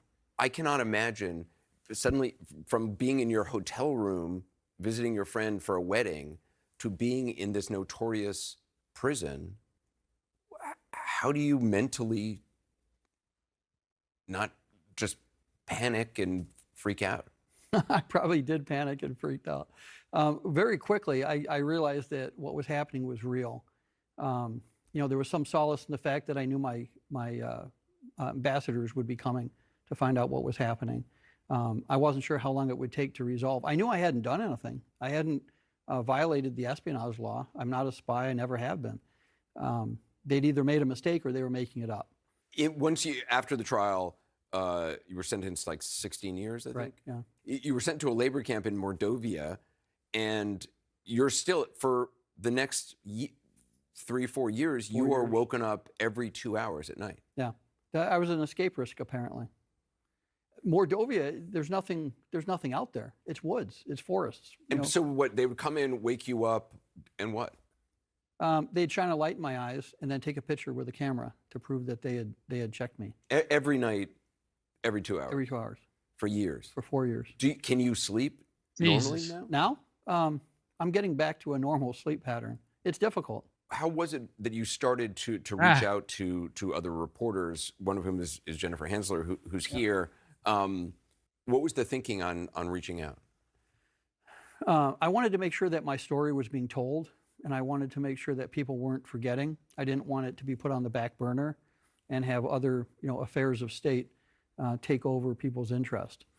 I'd made some phone calls, I'd written a lot of letters, and I wanted to speak to the media. So Jennifer was one of the early reporters that I spoke to quite clandestinely from prison. How many calls in all, Jennifer, did? I think it was about a dozen, but the first one was back in June 2021, and it came as a total surprise because I had known Paul's sister Elizabeth for quite a few months at that point, and she had asked at one point, can I give Paul your address because he enjoys writing letters? And then maybe a month later, he said, actually, can we give him your phone number? And I said, sure, of course, and sort of forgot about it. And then I was sitting at my table in June 2021, and a number just popped up that said Russia. No other caller ID. And I sort of thought maybe it was spam, but I picked it up, and then it's someone saying, this is Paul Whelan. And I was so taken aback, Anderson, that I actually sent a clip of it to Elizabeth to say, hey, is this actually your brother's voice? And she confirmed it was. Did you hear that Navalny had died? Yeah, he was murdered by the FSB in a secure prison. That's what happened to him. There's no question in my mind. And when you heard that, what did you think about for yourself? I was worried. I was worried that maybe the FSB would poison me, or maybe break a bone or injure me to try to get the U.S. to speed up the negotiations for Krasikov being returned. That's what Russia wanted for me. You were aware of negotiations going on. Obviously, you were in contact with a number of people in the U.S. government. I know you talked to Secretary of State Antony Blinken and other high-level officials. But there was tremendous disappointment as you believed you were going to be part of prisoner swaps, that then you would suddenly see, Trevor Reed, I think, was the first sort of high-profile one. You learned that he had been freed, and you were certainly happy for him, but it's got to be incredibly difficult to see the days passing by. I mean, more than 2,000 of them. Yeah, there were peaks and valleys, to be sure. I was glad that Trevor went home when he did. I was glad that Brittany went home when she did, but I was still there. And I was worried because the U.S. had given up their bargaining position when Victor Bout went home. The U.S. had nothing the Russians wanted, and I was stuck there. The U.S. traded this guy, Victor Bout, who was an arms dealer, a very high-profile prisoner, and that was part of the deal for Brittany Griner. Right. There was a phone call that you made to Jennifer after the Brittany Griner release. This is a part of the call that you made to Jennifer. I have to say I'm greatly disappointed that more has not been done to secure my release. Especially as the 4-year anniversary of my arrest is coming up. I was arrested for a crime that never occurred. I'm happy that Brittany is going home today and that Trevor went home when he did. But I don't understand why I'm still sitting here. Was that the lowest moment for you? That was one of two. The second was when my dog died. That was a realization that I wasn't going home to the home that I'd left. But when I realized that the U.S. had given up their bargaining position by sending Victor Bout back to Russia, I was extremely concerned. And yeah, it was a low point. And, luckily I had a friend to call and, we discussed it. And Jennifer, you would get letters from... Yeah, so I actually brought the 4 that I actually received. I don't know if this is all the ones that you sent me, but they would be sent to our bureau in D.C. and then months after the date they were postmarked. So I'm curious, Paul, what you make of seeing these now, all these years later. This is your handwriting? Oh, yeah. Very neat. Yeah, thanks.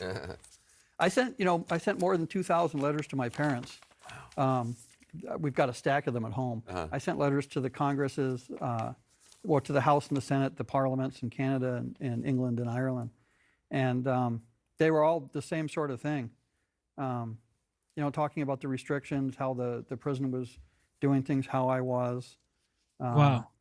Yeah, it's interesting to see because there's some of my usual jocularity in these, as well as, some serious things.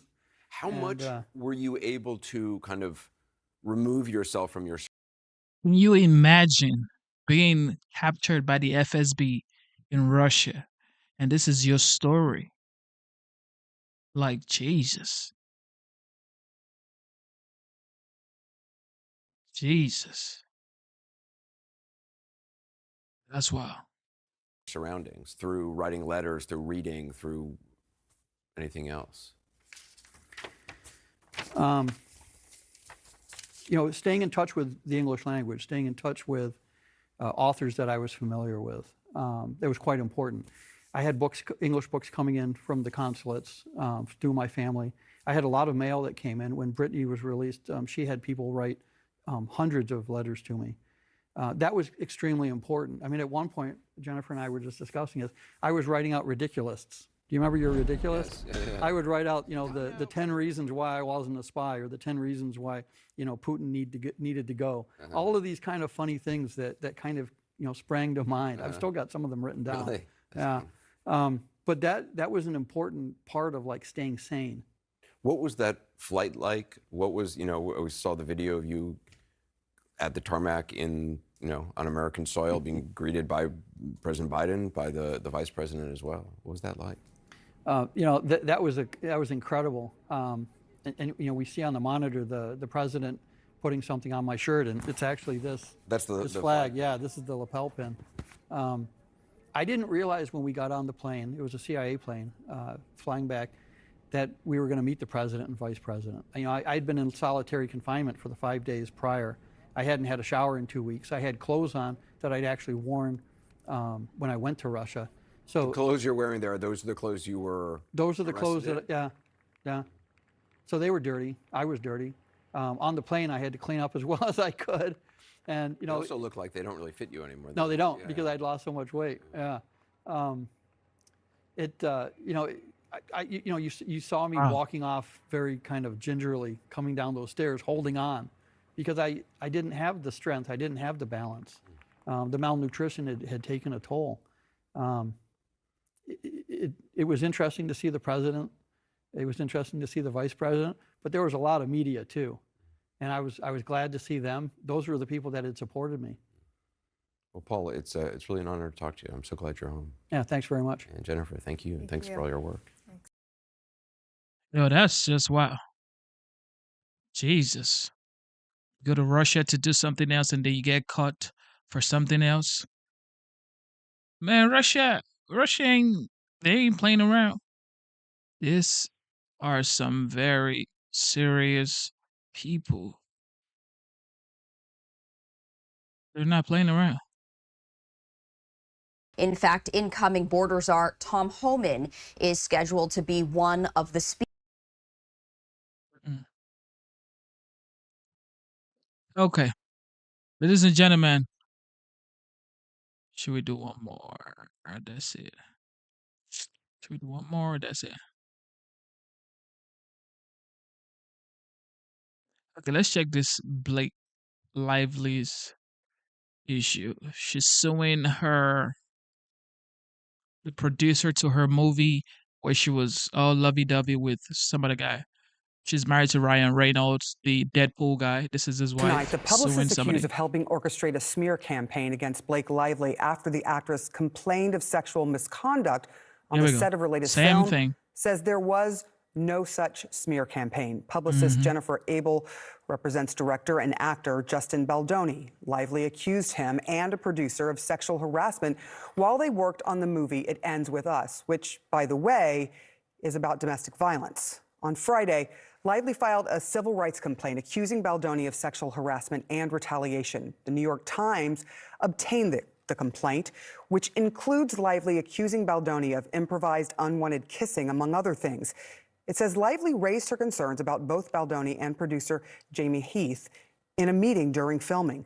The complaint then alleges after she complained, Baldoni and his team then tried to, quote, destroy Lively's reputation with a retaliatory social manipulation campaign. In a statement to CNN, Baldoni and Heath's attorney deny the claims, calling them completely false, outrageous, and intentionally salacious with an intent to publicly hurt and rehash a narrative in the media. Joining me now. This is my opinion, okay? This is totally my opinion. I support the guy. Yeah. I support the guy. I support the guy 100%. Ryan Reynolds is my dog. I like Ryan Reynolds, but his wife, I mean, she's a, I don't know her. I don't know any of them. She's a good person, I assume. But if you're an actress and you're married and you're still willing to do role like that, where you kiss other men and you sort of kind of like, expose yourself to other men, you are an actress. This is what you signed up for. If you're married, like you're married to Ryan Reynolds right now, the Deadpool guy, she could just say, you know what? I'm married. I got, back when I was single, I could take a role like this. But for right now, I don't have to take a role like this. I mean, she's Blake Lively. She could take any role she wants, but she decided to take a role like that, and then now she's suing them. Like, what? This ain't Gossip Girl. She was the girl on Gossip Girl, I guess. It's a Gossip Girl, so yeah, I think so. But this is what happens in Hollywood. Bunch of shit. Now is Kara Swisher, host of the podcast On with Swisher and Pivot, and Areva Martin, civil rights attorney. Areva, first to you. Thank you, ladies, also for being here on this holiday week. First to you. Now that there, of course, they're going to support her. All of them. Complaint filed, a civil rights complaint. Is this a precursor to a lawsuit? Absolutely, Sarah. We should expect to see a lawsuit. And I can tell you this is a very detailed 80-page complaint that has been filed with lots of details about the sexual harassment that Blake Lively said she experienced while working on a set of this movie from Baldoni. Everything from unwanted kissing to conversations about the sex life of the producers involved in this movie, as well as conversations about pornography, showing of pornographic pictures. So it's a pretty salacious complaint. And then the allegations of the smear campaign about retaliation for making complaints about sexual harassment in the workplace and the creation of a hostile work environment. Kara, we did see serious backlash against Lively on social media during the film's promotion. It was significant for this part of her complaint. It isn't just a he said, she said. There are, as Areva mentioned, text messages allegedly between Baldoni's publicist and crisis manager. Here's just part of one of them. It's basically, all press is so overwhelming. We've confused people so much. We've mixed messaging. It's actually really funny. That's just one piece of some of the stuff. What do you make of this when you see this? These are two women, by the way, standing behind Baldoni. Yeah. Well, Hollywood and lots of places are full of crisis managers. What happens is there was a PR person for Wayfarer, I think, which is a company he owns with others. And then they hired a crisis firm when they probably anticipated that this was going to happen, given her complaints that had been kept quiet, right? That she was trying to change things. And I think often these people go into overdrive and create all kinds of havoc. And one of the things that's important to remember here is they don't have to do much.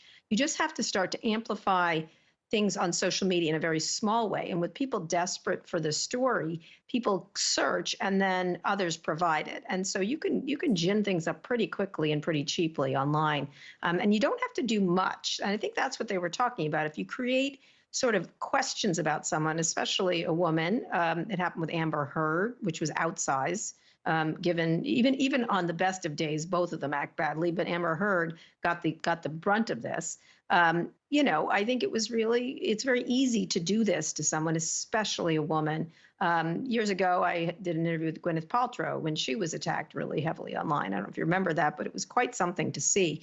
And these things can feel like a pile-on. And I think this pre-lawsuit, I guess it is really detailed in terms of how these people behaved. Now, with the text messages as some of their evidence, Baldoni's publicist, we should mention, Jennifer Abel, posted messages on Facebook, which CNN have confirmed are authentic, that in part say, what the cherry-picked messages don't include, although not shockingly, as it doesn't fit the narrative, is that there was no smear implemented, no negative press was ever facilitated, no social combat plan, although we were prepared for it, as it's our job to be ready for any scenario, but we didn't have to implement anything because the internet was doing the work for us. Kara, when you see what happened and you look at these text messages, we don't know if we've seen all of them. To be fair, what do you make of that statement? Okay, we'll see. We'll have to see, won't we? We'll have to see if there was something happening here. My point is, you don't have to do much, right? You don't have to do much of anything to create these kind of narratives around someone. And again, you've seen it time and again, always aimed at women, always in this same style. And I remember at the time thinking, what's happening here? There's something really unusual, because I didn't feel, instantly. And by the way, it could be just regular people doing it, but these people did nothing to stop it. They did nothing to not encourage it. And of course, they put him all over the place in all kinds of women-friendly environments. He got an award from a group that was, very pro-woman. He had a podcast with someone who's well-known feminist, very I love women kind of thing. And, at the very least, his behavior on the set that she's alleging is pretty terrible. And as she begins to prove it, I think I'd be very quiet if I was a publicist right now. But they can't help themselves, I guess. Areva, what is next here? What should we expect the next thing to be in this case? Well, a couple of things can happen, Sarah. We often see these kinds of complaints filed. They become public complaints. And sometimes these cases settle out of court very quickly. And we never know the results of the settlement because there's a non-disclosure agreement along with the settlement. After Amber Heard, I think nobody believes. But other times, like in the Amber Heard, Johnny Depp case, there is a public trial. And we get to see the evidence that each side has. And we've already seen some of the text messages, screenshots of messages from Blake Lively's team. I suspect there's a lot more that we haven't seen. And it's just, does the defendant in this case have the stomach for a public trial? But if not, this could settle very quickly out of court. Kara Swisher, Areva Martin, thank you both for coming in this evening. Appreciate you. Thank you for tuning in to the live show. You know what time it is. It is your boy, Genesis. Yes, sir. We have come to the end of the live show. Instead of looking for perfection, seek for consistency. Never give up on yourself. Never give up on your dreams. Never give up on God. Believe in yourself. Believe in your dreams. And believe in God. All right. Life is hard, of course, but don't give up on yourself. Do not throw in the towel. Okay? It is hard out here. I ain't gonna cap. It is hard out here. However, this is what separates winners from losers. You keep going. Sometimes the momentum falls back a little bit, or like pulls down a little bit, but do not stop moving forward. This is all you have. You have one life, I suppose. And this is why you're here. To keep going, to prepare a better future for your kids, a better future for yourself, a better future for the people that love you, and love yourself, okay? Just love yourself. You have to love yourself. If you don't love yourself, you're going to keep giving energy to people. So 2025 for me personally, is about taking my energy back from people and keeping it and using it for myself. It is your boy, Genesis. I am signing out of the premises. And thank you to the veterans. Thank you to Mr. Buski. Thank you to all the moderators. Zyros Garden, God bless you. And I'm signing out one more time.